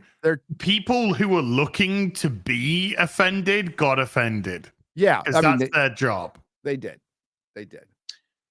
I just remember Susan Sarandon not acting in it. It was very funny. It was funny. Oh, she was horrific. She did not give a fuck. No, she was there for a day. What did they call George? What did they call George Lopez's truck throughout that entire movie? It's the Taco-mobile. It's the Taco-mobile. Wow, that's offensive. How could they do that? Because it was a Tacoma. Because they just talked about tacos all the fucking time. So very, very wrong. It's not taco. It's taco. Okay, taco. Right, you fucking taco. Limey. Taco. Then we have the Marvels, which really showed everybody how bad things got. Lots of cope surrounding that. Remember when it hit digital, and all of a sudden there's this like really authentic movement on Twitter of like, I don't know what you all are talking about. I just saw the Marvels on Disney Plus, and it was a banger. Over and over again. You mean you downloaded it from Pirate Bay? And they didn't even fucking watch it. Nobody watched it. We all watch these movies more than they do. Okay. My favorite part is when she Captain Marvel. Black Girl Magic was my favorite part. Madam Web, which was a kind of a unique cultural event. That was fun. that was tons of fun. That was I've said before, I'll say it again. If we got one of those per year, I think we get World Peace. I think we would. just bring it back. Marvel, Madam Web 2, do it. Electric Boogaloo. And Deadpool and Wolverine did a lot of money. Again, another gimmick. So out of all of these, what we'll consider major hits is Spider-Man No Way Home, Deadpool, Wolverine. Maybe you could sneak in Guardians 3. Maybe, but 2 of those 3 are complete gimmicks. They're complete gimmicks. So that is not a healthy. That's not a healthy. No, I hate to call superhero genre because it's multiple genres, but that's not healthy.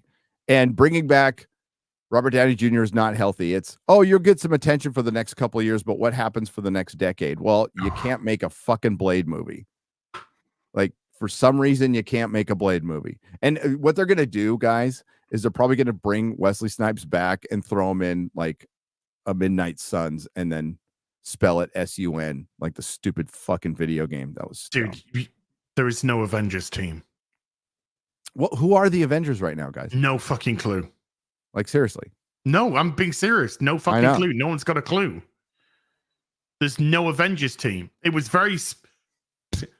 Correct me if I'm wrong, but I think phase 1 and 2 and 3 did a very good job, particularly phase 1, of establishing the Avengers and who they were going to be. I'm pretty sure one of the movies was called The First Avenger.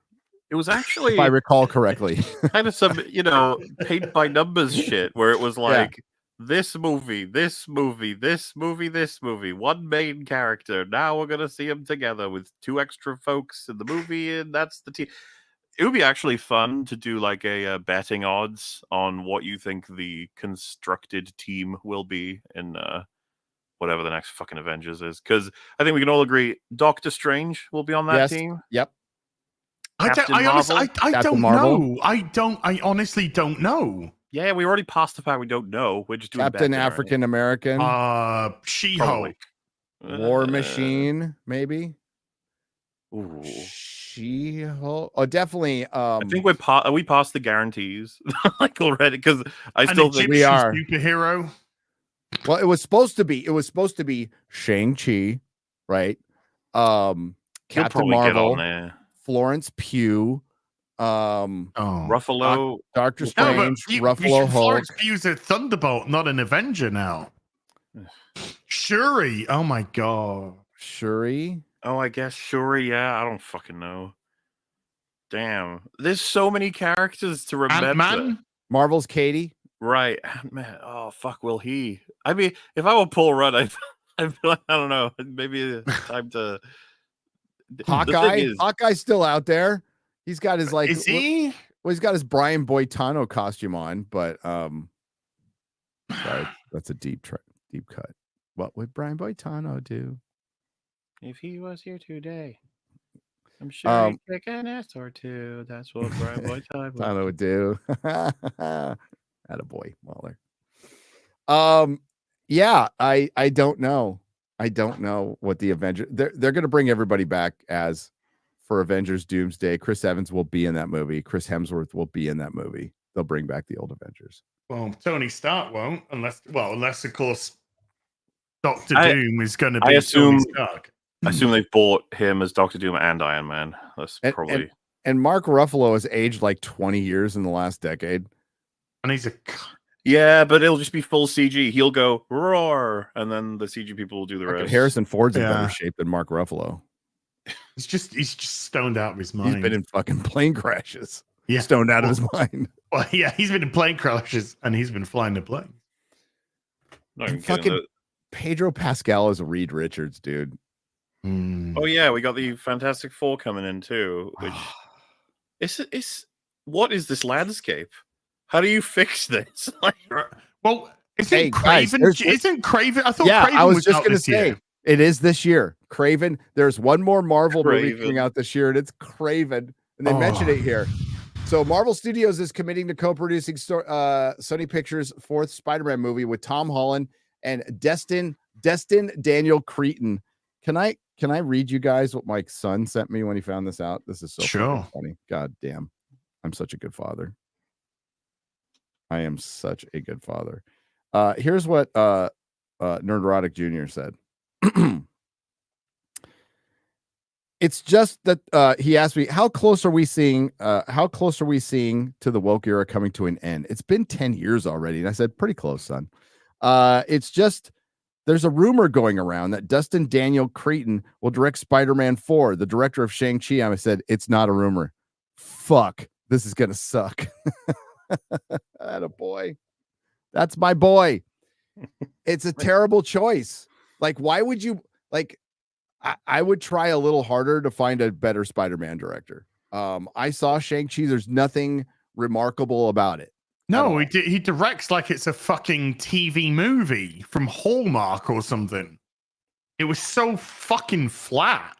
Sony Animation is producing one of the third and final Spider-Verse movies whenever it comes out, and Spider-Man Noir with Noir. I can talk with Nicolas Cage for Amazon. Oh god. But that's but the future of Sony's Spider-Man universe films made without Holland or Marvel Studios is in limbo.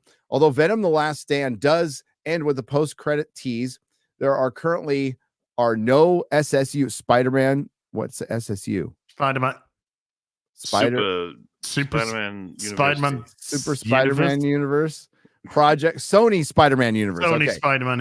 Yeah, on the studio slate following December's release of the R-rated Kraven the Hunter with Aaron Taylor Johnson. Now, did either of you guys see Venom? No, don't care. Like, yeah. The only thing nice I could say about it is I didn't walk out of the theater like completely regretting my decision to spend an hour and 50 minutes. What's the end credits? Well, he said he was. It's Null. So it's the Null, the Venom, the symbiote, the god of symbiotes, is like in the whole movie with his head down and his hair hanging over his face, going, "I need the codex, and you need to go find it. Go find me the codex." The codex is Venom, by the way, and it can create portals so he can send his more creatures in to hunt the symbiotes who locked him up. Whatever. The post-credit scene is just him going, "I'll come and get you." That's it. Okay. Oh, I don't care. No, nobody cares. It was a fucking terrible idea. It's a terrible, like wasting Kraven the Hunter in his solo movie when he could be, I don't know, a villain in a Spider-Man movie, and he's one of Spider-Man's best villains, is fucking retarded. But these are retarded people.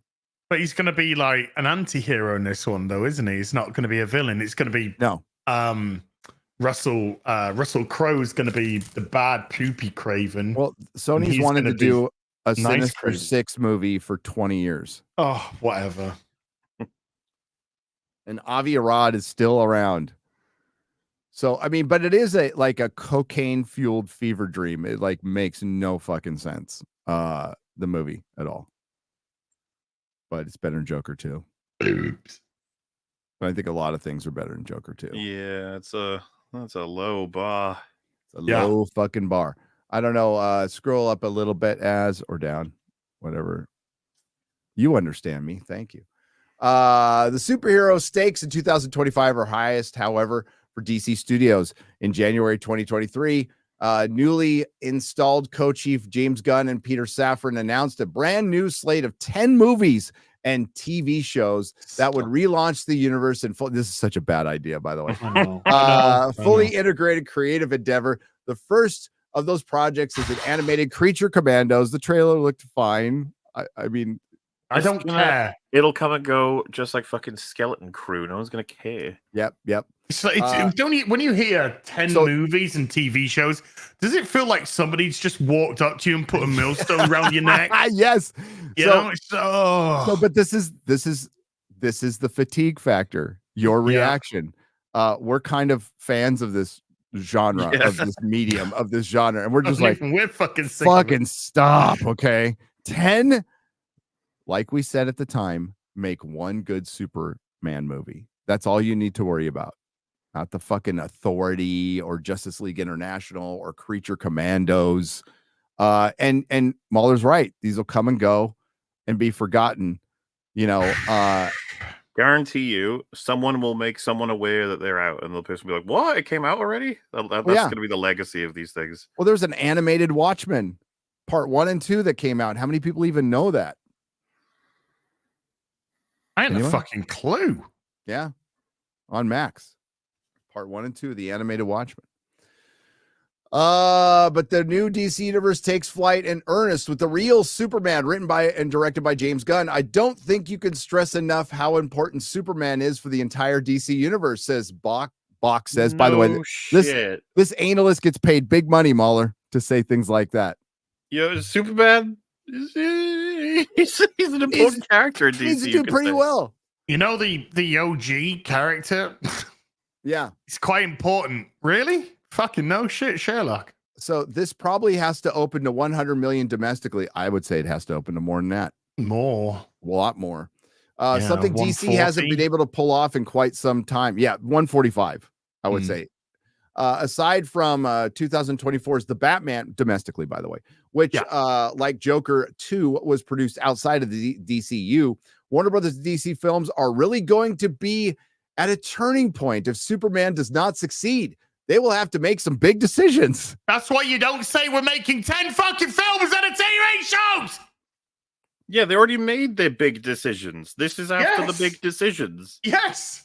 And now they're gonna have to make a bunch more big decisions. It's not big decisions. It's cool. It's course correcting, changing, turning, pivoting. It's not difficult decisions. You've already made those. You're gonna, look, we're making a bunch of fucking shit. But James Gunn's figured it out, guys. Okay. Whatever. He's not going to do a movie without a finished script. Gunn and Safran's pledge that no DC project will move forward without a finished script also helps to mitigate risk for the company that should Superman falter. Only 2 of their previously announced projects, the feature film Supergirl, The Woman of Tomorrow, and the streaming series The Lanterns, have entered production along with the animated feature Dynamic Duo. Millie Alcock is Supergirl. Good choice, to be honest with you. Good choice. Yeah, she looks good. Yeah. But yeah, that's I would say, man, that is risky. Your second and third thing made in earnest are going to be a Lanterns True Detective TV show on Max, which I mean could be good, could be shit, who knows, and a Supergirl movie. Yeah, hold on, but when you think Green Lantern, Gary, do you think True Detective? Oh, every time. It's just the first thing that pops into mind when I think of Green Lantern. The cosmic cop. And his willpower. I mean, hey, we'll give it a shot, see what happens. Yeah, I mean, look, I love Green Lantern as a character, or the Green Lanterns. I say Green Lantern as a character. I love Hal Jordan, but I also like Kal Rayner or John Stewart. I would say Guy Gardner's my least favorite. Really? So of course it had to be. Well, Guy Gardner's kind of my favorite. So. I loved Guy Gardner in Justice League International. Yeah. But I don't think anyone's been able to write Guy Gardner as good as that. No. Ever. Right. And that is to me the ultimate iteration of Guy Gardner. Other than that, dude, everyone just makes him an angry prick. His whole thing with Batman in that book is so fucking good. It's so good. They're dynamic. I love it to death. But you're right. Hal Jordan. They'll probably put Alan Scott in it so they can have a gay Green Lantern. Yeah, he can be at a truck stop sucking the dudes off. Still, Warner Brothers and Disney remain steadfastly committed to their retrospective DC and Marvel slates well into this decade. And that doesn't look like it will change anytime soon. There still isn't anything to replace superheroes at the box office in terms of films with the potential to make the amount of money Box says. Stop trying to make billion-dollar movies all the time. Yep. Boom. Boom. Until we see some genre take over, they're going to continue to invest in it. Guess what? So you're waiting. Okay, this is an analyst who's paid probably a lot of money. He's talking to Variety, and he's all, our strategy is to wait for something to come around until it does, instead of making something come around. They're waiting for something to come around. That's the corporate mentality. And that's why that's why we've continued to get this shit, because they're like, well, nothing else works. And since it's the only thing that's working, that's where it's got a focus of Hollywood. And most of the people who are focused on superheroes, we've said this before, don't like them. Don't like the genre, don't like superhero films. Some of them don't even like masculine programming of any kind. So I didn't hear a lot of solutions other than, well, it's the only thing going, and we're just waiting for something else to come around. Okay. And I like this stuff. And I kind of want it to stop right now. Give us something new. 10 projects. Go. Video game movies now. Whee! Well, historically, they do miserably. Wait. As you gotta, because I was just looking at this meme, and Gary's saying that it's just, you gotta show this. This meme summarizes what Gary's just talking about, okay? Video game movies. Okay. It's a perfect meme, and I love how crudely drawn it is, because that's all you need to capture the truth. Blue is an awesome game. I wish they made a movie out of it. Coming soon, Blue the movie. Big screen presents Blue in red. That is fucking perfect. Oh my god! Look at him. He's like terrified. Where did you find? I need to retweet that. Oh yeah, I don't even know. It's something I had, because I knew it would come up at some point as like a. It's not just video games, right? It's just like, no, it's everything. Yeah. It's like, oh wow, they're gonna do a film on Superman, and it's just like, there's Superman, it's the Authority, it's Guy Gardner, it's Green Lantern. It's just like, oh my god. Subvert everything. Hey, it's Moon Knight, but it's not. It's some fucking stupid bin woman. It's Black Panther, but it's not. It's yeah. Before we go into Super Duper, Sony shuts down Concord developer. No relaunch coming. They might have been updating the games behind the cameras, but no, it's gone. Firewalk Studio gone. This is most likely the fate of BioWare in upcoming months. Sony will Ubisoft. Ubisoft. We're talking about BioWare. The EA are going to shut BioWare down. We're talking about Sony shutting down Firewalk. Ubisoft might just fucking go as an entity. That's the, which is like the whole, that's like saying EA just goes. Sony just goes. But yeah, Ubisoft are absolutely in the deepest of shit right now. Sony will close down Firewalk Studio, the developer of the now offline Concord hero shooter that cost somewhere in the region of $400 to $800 million. Fuck my ass. That was potentially preparing for a free-to-play relaunch that will no longer happen. Firewalk will dissolve, though a breakdown between layoffs and who might move elsewhere inside Sony is of yet unclear. Here's what Herman Holst said about the message to his staff. We have spent considerable time these past few months exploring all options. Holst said, after much thought, we've determined the best path forward is to permanently sunset the game and close the studio. I want to thank all of fucking... Okay, it's a pile of fucking shit. I've got no sympathy. None. Zero sympathy. You made a pile of fucking shit. You politicized your game. You fucking pissed off any potential audience that you could get. And then just to really stick the fucking dick up the arse to end with, he said, hey, what? In a competitive marketplace where most of these are free to play, let's charge $40 fucking dollars. You got what you fucking deserved. Fuck out of here. Your characters looked ugly. Your gameplay looked fucking garbage. You kept talking about fucking white male privilege. Shut the fuck up. Go fuck yourself. Creating something doesn't entitle it to sell. It's just how the market works. Exactly. You've got every right to create what you want, but you have to deal with the consequence of that, whether that means failure or success or indifference. But as far as I'm concerned, Firewalk can just fucking firewalk off a cliff. Nice. Big Ounce to the $2 says weekly Marvel versus DC fight, Deathstroke versus Taskmaster.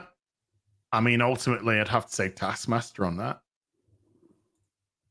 I'm limited on understanding Deathstroke, but if Taskmaster can copy and paste, essentially, like, is that going to fuck over Deathstroke? I wonder. Probably. I would. Well, I mean, Taskmaster can copy any move, but it's kind of like photographic in terms of remembers every style, everything.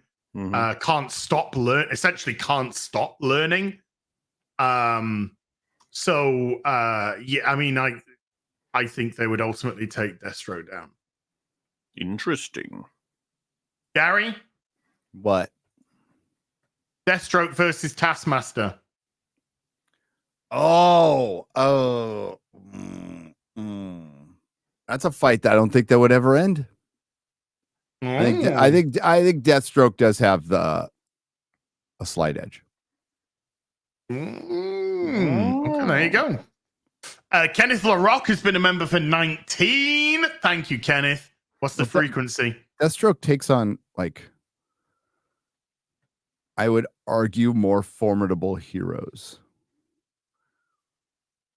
depending on power structures. Yeah, but Taskmaster's gonna learn everything. Well, so is Deathstroke.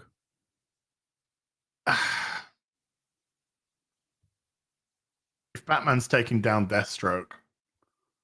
Okay, I picked Deathstroke because he's fucking cooler. All right, Okay, I just did. That's fine. That's fine. Wow, that's fine. Not very objective of you. Yeah.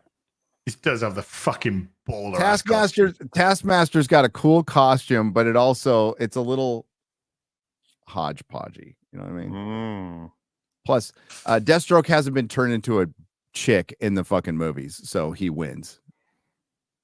It's not Taskmaster's but in the comic, yeah. But in the comics, comics, well, I mean, I have they turned him into a chick in the comics? I haven't picked up a Marvel comic book in a new one in over 3 years. It wasn't recently. Deathstroke's daughter was now or something. Everybody's daughter. Does anybody have sons anymore? No. In art? No. One more draft with a $5 says, Hail, what size Mylite should I get that will fit most comic size? Mylite 2. Mylite 2. Mylite 2. You want them a little... Well, Mylite 2, which used to be called... Mylite 2 standard size. Like, it's thinner, yeah. Yeah. So it's a little cheaper. Yeah, I've heard both Gary and Az mention it before. I can't remember. There you go. My Light's 2 standard size. Yeah. Piston with the €6 says, I was at a local Comic Con last weekend. I only saw one Star Wars cosplay there. Try and guess which character it was. Hint, it's from a Disney Plus TV show. Ahsoka. Smiler Rant. I bet you got it right. I bet it's Cara Dune. Cara Dune. Hungry is Angry. Oh, we had that one. Thank you, Hungry is Angry. Cuban 922 with the $5 says, Mauler watching the Freddy versus Jason EFAP movie brought back a core memory of going to see it on release night with my cousin and grandma. We were 12. Well, we thoroughly enjoyed watching it. It was such a, like, they come through on everything you would want to see if those two fought each other. It's like a goofy movie. But one of the things that, I don't know if you guys remember, it actually has like writing in it. They actually like have structure, 3 acts. They deliberately try to make some cause and effect happen in Freddy versus Jason. I don't know if you remember, but like they have to justify why Freddy is coming back because he's dead and gone and stuff. And they say that, and how do you get Jason into the story, right? So they say that Freddy's been forgotten so hard he can't even hit people in dreams anymore. So he grabs Jason from hell and has him kill people in the Elm Street house to get people talking about how that must have been Freddy. And then enough people talk about him, think about him, and realize him that he starts to get into the dreams in a vague way and encourage it. My favorite writing flourish, and since we're 2 hours and whatever in, I can say words that will get demonetized. To get them to compete, right? You've got like Freddy's done the job, he's back, he's enjoying it. There's this girl at a cornfield, and she gets super drunk and goes unconscious, which gets her dreaming, which gets Freddy on it. But there's a corn rapist who goes after her while she's unconscious, which triggers Jason because he doesn't like people having sex. That's one of his things. And so Freddy's tormenting her, and he's about to get the kill. Then Jason gets the kill from the other side of it, in a sense, like the waking world, and like it pisses the both of them off. It starts to pit them against each other. I was like, this is actually like it's such insane nonsense, but it's got like writing, Mm-hmm. Like, they actually thought about this. They actually remembered the mechanics and shit. I was impressed, and it was also very funny. Cool. Piston with a €2 says, answer. I saw Shin Hattie.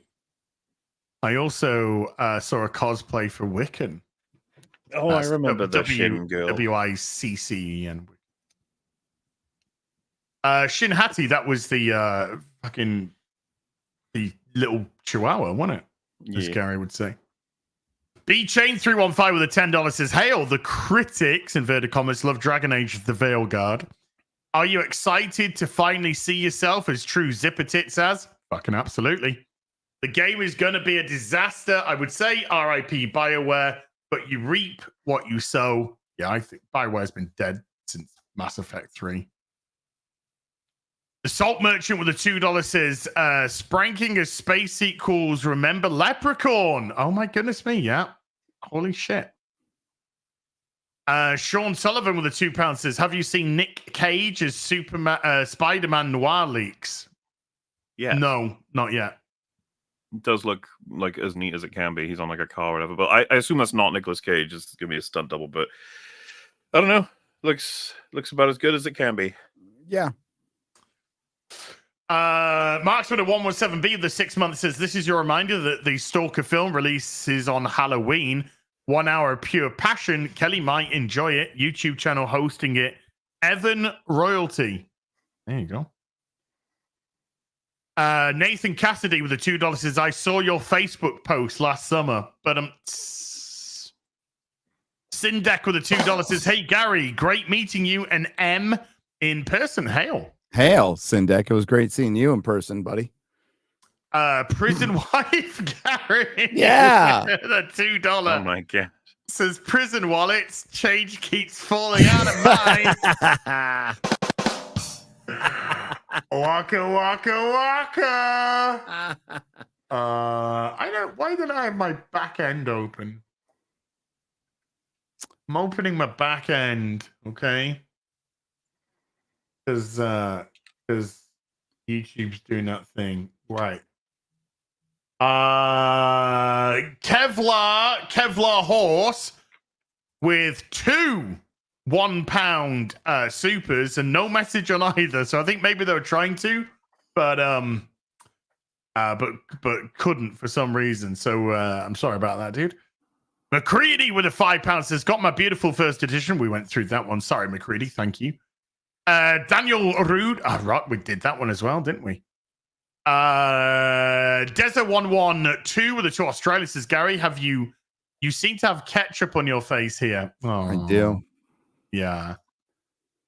Geo in West. I had a burger yesterday. Been through that one. Tenno, been through that one. DB with a £2 says, 4th one, like the 4th Vampy ladies from Resident Evil Village. I mean, including, Dimitrescu and her Dimitrescu. Although, shouldn't it be pronounced Dimitrescu? I think the U is silent, I think. There was a footballer called Dimitrescu, and they always refer to him as Dimitrescu. I'm sorry, was the voluptuous vampire lady? I just saw tits. You see Monica Bellucci's tits in Bram Stoker's Dracula. I just watched it. I love that She movie. should play Dimitrescu in the live action remake. Yeah. She's a very attractive woman, Monica. She is. Bellucci. Some random guy with a 50 Australian says Fright Night original is a badass movie. I love it. I love it. Roddy McDowell's. I love Roddy McDowell. Yeah. Just Till Dawn only. Rest in peace. Love Roddy. Yeah. Just Till Dawn, only a slight second. Bram Stoker, probably third for me, as patiently awaiting your take on Dragon Age. Looks colossally bad. Like we are going to feast like common sense vampires. It's going to be a hell of a stream. One way or another, it's going to be a hell of a stream. Lestin with a £5 says, oh, yeah, we did that one. Thank you. Just a random, fuck my ass. Some random guy with a Honda Australian says, sling these guys my $100 in honors of the Lost Boys. Zombies had their time. Let's not mention Twilight. Let's not. Shad. JRL1436 with a $20 says, hi, gents. Still writing my story. You guys have convinced me. When I get home, I probably get both Dracula books. They sound fantastic. Thank you. Have a blessed day. Yeah, first one was great. Legit great. Great. It's like Matt Wagner is a great writer. Kelly Jones is a real comic book. It is legit. I fucking love it. Yeah, no bullshit. Just good old fucking Vlad being a twat, man. Riker's Beard. We already did that one. Thank you, Riker's Beard. Stutters with a €10 says, a bit behind, but daylight saving isn't silly. I work construction and the extra morning hour is crucial. Otherwise, we'd only have light from 8, not 7, when we can legally use power tools. What? Oh, you're in Europe. I was going to say, in America, we'll just use them whenever the fuck we want. Noons gifting 20 memberships to the stream. Noons, thank you. And Legalize Adulthood gifting 20 memberships to the stream. Thank you too. Beautiful people, the pair of you. My beautiful Asian Arabian princess. Can you legally use a lamp? That's what the chat said. Yeah, fucking Europe? Who knows? No. Get arrested. You better get the council to decide on that if you can use a lamp at 5 a.m. Get a cancel on that one. Get the council to decide like where you can go take a shit on your own land. Yeah. Yeah. Oh, I've had a knock from council before when I was gutting stuff out and I had a skit round the back and somebody put in a complaint and the council guy came and he said, do you have a skit round the back? I said, well, I did have a skit round the back and it's gone now. And it's just like, oh, you know, we had a complaint about having a skit round the back. And I was like, well, I've got to do stuff, you know? It's a snicket. They've got access both ways, so I'm not blocking anybody. They just have to go out that way. I said, I know who fucking did it. It's the guy he's just bought his son a fucking car. And he now has to get his son's car out the way to get his car out the way. And he doesn't want to do that. He just wants to stick it behind and come up the other way. Yeah. I said, if I bought a car, I'll just stick my car at the back of the fucking house You can't do shit about that then. It's just the fucking same. It's just like when Jeremy Clarkson dug a fucking road on his own property and the council stopped him from doing it. Jeez, it's so fucking lame. Just. Kendon B with a 20-month says, picked up Batman, the Deadman Connection. Batman and Deadman go to Peru. Glow in the dark covers. Yes, sir. Hope I can get Kelley to sign them sometime. Yeah. What, Batman 5 29, I think, or 527 to 529, I think they were. Somewhere along there. Some random guy with another 10 Australian says, we're a warlike people, but we have the softest skin. Oh, wow. Ed Song with a $5 says, one of the reviews said that the game felt like a soft reboot. Hey, Grey Warden. What does it feel like being a Grey Warden? Oh, God, I saw that scene. I saw the what's it like being a Grey Warden? Scene. It's the dialogue is absolutely embarrassing. I don't think I've seen a scene where the dialogue feels good and compelling. Legalized adulthood with $100. I follow the QUOON. My morals are super relative, flexible, and adaptable. I stand for everyone and nothing all at the same time. It's incredibly convenient. Screams for the bankers! As he makes a mod that removes zipper tits from the character creation screen. He should have added and then it gets banned from Nexus mods immediately. And it's going in the book because you said for the bankers. Boom, it's in the book. Thank you. Thank you so much, dude. Scotty has been a member for 20 months. Thank you, Scotty. And Josh Kelsey dropping a 20. He's saying nothing, of course, because Josh just says when he wants to say anything. That's it. Second Legend with a $10 says, missed the opportunity to ask Kelley and Matt who would win in a fight, Edward or Dracula. Also, two guys writing a vampire comic and Mauler doesn't mention Buffy. Shame. Well, it's been on before. I mean, also, Buffy's Dracula and Buffy. They had their episode. It wasn't one of the best ones. Okay, it's not one of the best episodes. No, didn't want to bring that up. Didn't want to bring that up.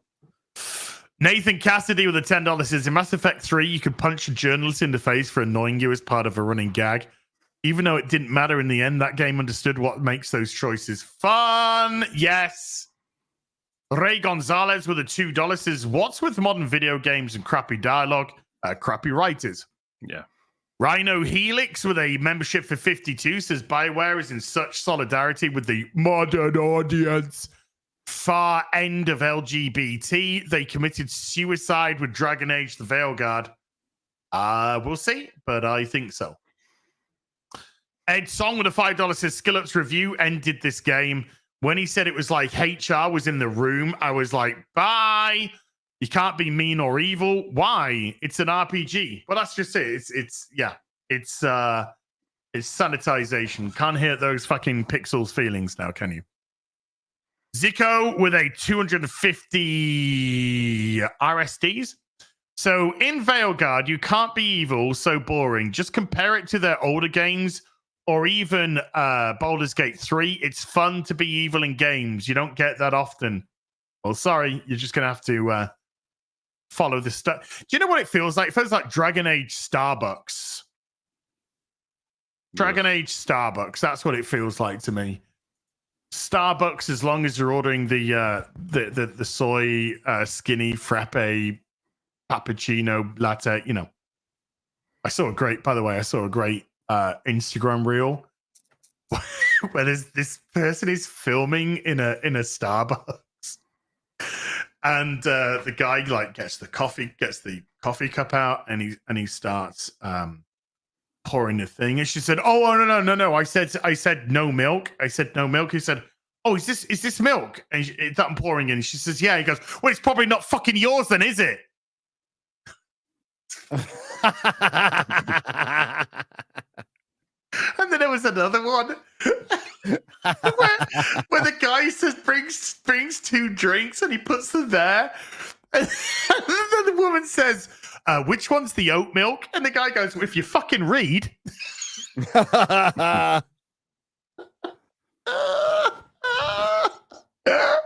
I laughed. Strigoi with a membership for 39 says, thanks, Laz. As after that dialogue, I think I have cancer. Well, guess what? After Thursday, I think we all will have cancer.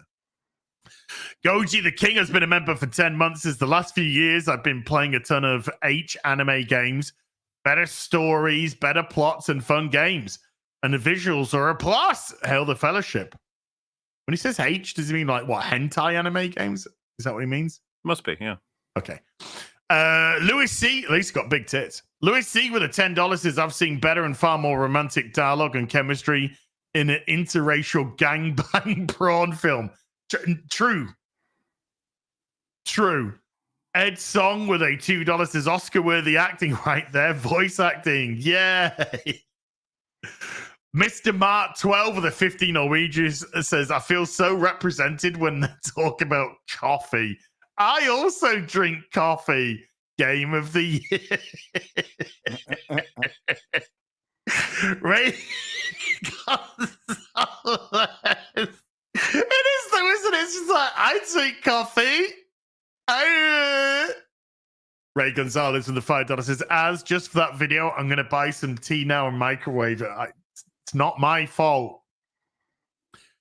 Beardo's Dummy Thick Peach with a $10 says, Dragon Page to Snail Guard 9mm to the head out of 10. Please stop.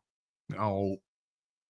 JJ Gosling with a £5 says, as after you infect yourself with Veiltard, maybe play some more Bubblegum Chainsaw to cleanse yourself. Maybe. That was a really fun stream. I fucking loved that game. That was a lot of fun. Gerard's son with a 50 Mexican says, Mauler, what's your favorite color? I love blue, black and red's contrast, but probably purple. Ooh. Lego Fifth Doctor with a £2 says, Mauler, do you have a P.O. box? I'm not even sure I do anymore. I'll have to check for you. Okay.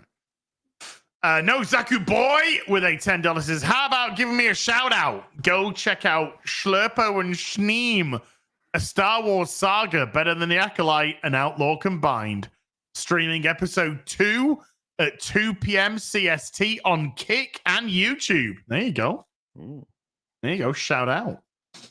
Some random guy with a 10 Australian says $5 for the perfectly placed stream. Love you guys. My phone battery fatigued, but I will never tire of your silly chats. Shout out to Mauler and Chris 2, Batman forever. You boy. And Mark 12 with the 50 Norwegian says, can't wait for EFAP's thoughts on Nightmare on Elm Street remake. When will it be out?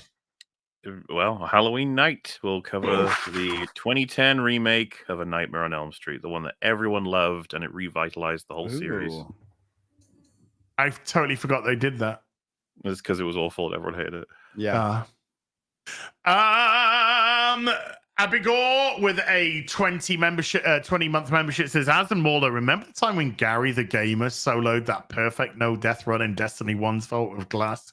What a show off. Oh, they were good times. Yeah, man. I speechless. And I'm so a gobshite. It was so easy. Carl Hauser with a 25 months says, hail as Mauler and Gary. You remember the days of American Ninja, Delta Force, Universal Soldier, Lionheart, Invasion USA, Airplane? Still great. Hail. They still exist, my friend. Calioth with a $5 says, Chris Evans returns as the Red Skull from another timeline because Marvel loves timelines still. Do you know what? I would not put that past them. There's even a line in Venom where at the beginning, he's like, I'm sick of all this multiverse shit. Didn't save the movie. Apollo 536 with a membership for 38 says, I'm actually kind of surprised they didn't already try Hydra Cap. Well, there's still time. Yeah, just don't rule it out.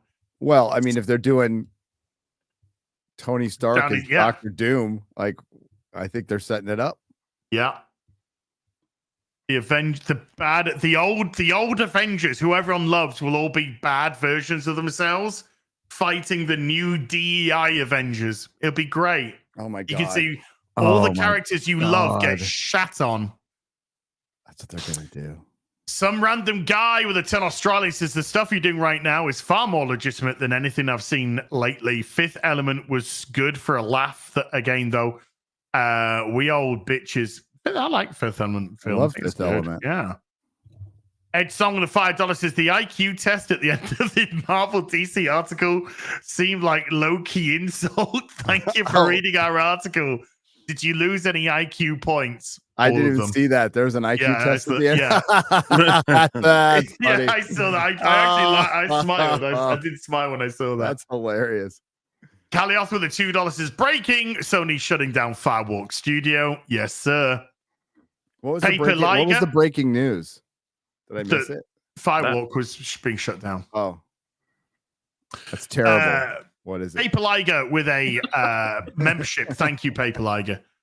Carl Hauser with a 10 Canadian says, in the 80s and 90s, you had prominent black actors, Louis Gossett Jr., Stephen James, Wesley, Murphy, Weathers, Greer, and many others. Never heard once that black people aren't represented, but today, white man bad. It's all narrative. It's just all narrative, mate. Ed Song with a $5 says, Gary, you reminded me of that Black Adam thumbnail from EFAP of Black Adam flying, focused on his face, that is searing into my mind for laughter. You guys remember that when he's like flying and his face goes right up into the screen? Yes. This shit.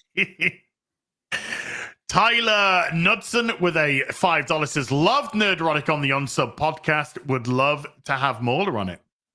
Ooh. Get him out here. Yeah.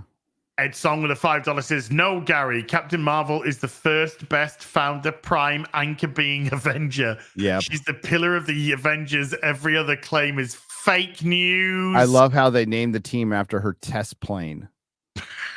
No. I love how he lost his eye to a kitty cat. Fuck off. Gumadali with a 50 Norwegian says 33.3 recurring, of course.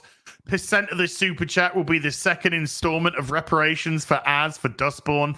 The rest is for the undamaged. There's nothing left on me which is undamaged now. Anonymous has been a member for 37, and Sean Godley has been a member for 25. Thank you, guys, pair of you. Calvez Knight with the €2 fitty says, end AAA, bring forth the Indie West. I mean, they're doing it themselves. Raven Black Sparrow with a $2 says, that drunk 3PO book, blue, now a red movie. Yeah. Some random guy with a 50 Australian again. Gary, something dear to your heart and mine about to start my X-Files redo. Yes. Your favorite episode of all time, question mark? And don't say the diner one. That was sweet. But extra $40 for Azrant. Feel the wrath. Thank you. I'm going to have to go through it again, but that two-parter that they just went through where they, with Krychek, I forgot the title of it. It is, I forgot the title of it. It's the ones we just watched. That two-parter was like X-Files leveling up in season 3. Absolutely leveled up. And that's where like the black goo gets in the people's eyes and it starts to, the alien goo starts taking over. And all that, the radiation burning and stuff. That was such great two-parter. God, you're just making me want to rewatch the whole of the X-Files again now. One of my favorite episodes is from the newer seasons, which weren't very good, but they had like individual episodes, and I forgot the name of it, but it's the one with Mr. Chuckleteeth. That one was fucking good. I never saw the new season. Was it one? Is it just one they did? They did 2. They did 2. They did season 10 and 11. They were both shortened. It sucks because the mythology stuff, I'll have to rewatch it compared to, because when I watched those, I hadn't watched X-Files in a long time. Tunguska Terma. But those man, are parts 1 and 2. Yeah, dude, fucking good episodes, man.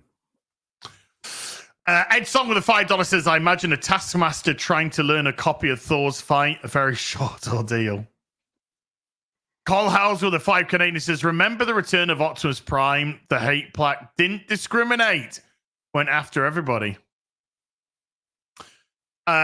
NDI with the $5 says I got into Star Trek heavily because of my dad, and I got the 1993 Playmate ships and figures and ship. Nice. FYI, Gary 7 put Khan on the ship. Kirk found them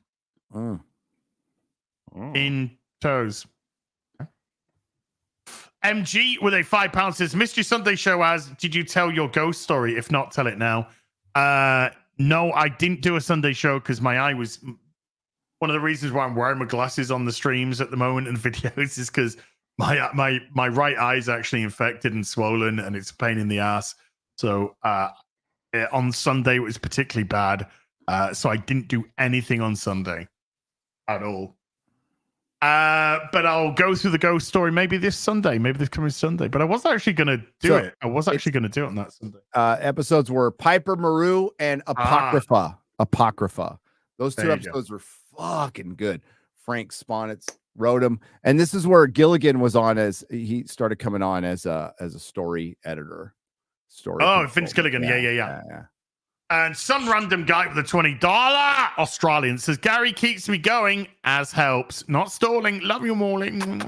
And we are caught up. You boy. So, before we go, gentle folk, Mauler, anything you'd like to plug? Yeah, the Halloween special EFAP promotional plumbos. They've only got like 2 days left. Literally. We are days away from never being available again. And in order to get Rags and Wolf to play Gollum, they all got to reach the 1,000 units, of which mine is pretty close. And like to be specific, I'm at 982. So if that goes to 1K. If Rags goes to 1K, Wolf and Fringy, that gets Wolf forced to play Gollum. And then if the hoodie, which is currently at 893, gets to 1K. That's a guarantee of Rags playing Gollum. Probably not going to be able to get Fringy to do it. His was 1250 for the lot. But I believe we can cross 1K and enjoy a Joe Danger supercut one day from all of the blood, sweat, and tears endured by these two wonderful, cuddly lads, which is what I want to see. But yeah, you got very limited time to pick them up if you're interested. And for everyone you put together in like a package, you get 5% additional off. If you get the lot, you get 25% off all of them. Woo! Which is not a bad deal at all if you're interested in grabbing them up. So yeah, 2 days I think until they're gone forever. Do it now, Gary. Yes. Getting back in the groove after being gone. It's taken a minute because we had meetups and stuff, which were awesome. I'm going to be at the Grand Rapids Comic Con in a couple weeks with Drinker up in Michigan. Michigan. Hopefully the country won't be burning. Maybe parts of Michigan will be, but I'm not sure. But yeah, lots of stuff coming up. I think I'm going to be on Open Bar, guys. I think I'm going to be on Open Bar. Working on a video. Baggage Claim Friday Night Tights. No ads. Thanks for your skeleton appearing last episode, by the way. Well, it's just lying there like some kind of fucking Pompeian victim right now. Yeah, I feel like I should be saying something else, but and the penguin's really good. Really yeah, good. I'm gonna after the stream, I'm gonna cook up some food and I'm gonna go and watch me some penguin. NDI with a $2 says also fuck Discovery and SNW, just blasphemous. Strange New Worlds. Strange New Worlds. Yeah. Well, yeah. Section 31. When's that coming out? Is that this year? February? Was it? Oh, it's February. I got a feeling it's around there. What do you think of David Fincher doing an English Squid Game for Netflix? Wait, that's a thing? It's a rumor. I mean, I'll watch anything Fincher makes. So yeah, I will too. Absolutely everything he makes. He's a bit of a goat. Clyde Dashing with the $5 says, Gary, did you get your Geiger book? I did. Thank you. It looks wonderful. There we go. Jeff Johns, Gary Frank. Tomorrow, I will be back with Rip und the Silverback. 7:30 UK time. Oh no, wait, 6:30 UK time tomorrow because of the UK's daylight saving. It's 1:30 Central. Thursday, it's Dragon Age: The Veilguard. I think it releases at 4 p.m. UK time. Mahler, are you dressing up for open bar? This is my costume. Oh, you see it? You what's going on? Okay. No, Drinker was mad at me that I didn't put it on earlier, so I was like, okay, fine. Okay. You want? Yeah, you know how like he a gets. week of it. Yeah. Don't like to talk about it publicly. Luckily, we're off stream now, so yeah, he hit me a few times. But I'm looking for an excuse to break out my Captain African American costume again. So I was disappointed there's no blackface. Also would say you, Captain Bob Ross. I know. Do you know what? I actually, when I first saw it, I thought he was Bob Ross. I thought that was actually what he did. And then when I saw the fucking top bit, and I was just like, oh no, he's fucking Captain African American. And I got the costumes too big. It's extra large, so I'm all baggy in it and shit. It's terrible. Anyway, massive thank you to everyone who came to watch today. Huge thank you to Kelley and Matt for coming onto the show. The link to their Dracula Part 2 is pinned at the top of the comment section if you want to go click that and support it. Otherwise, if you're watching this back, it is in the description box down below. Go support that. There's only 3 days left of that campaign as well. So time's a ticking. Mods, thank you so much indeed for giving up your free time. As Ryan White slides in with a penis. With 5 Canadians, says Sony has officially closed Firewalk Studios and Concord is done. Tax write-off is the smartest thing they can do, I guess. I'm not even sure if they can tax write-off that because it did officially release and come out. So I don't know how they can find a way. That's going to say, I'm sure they'll find a way, though. Life finds a way.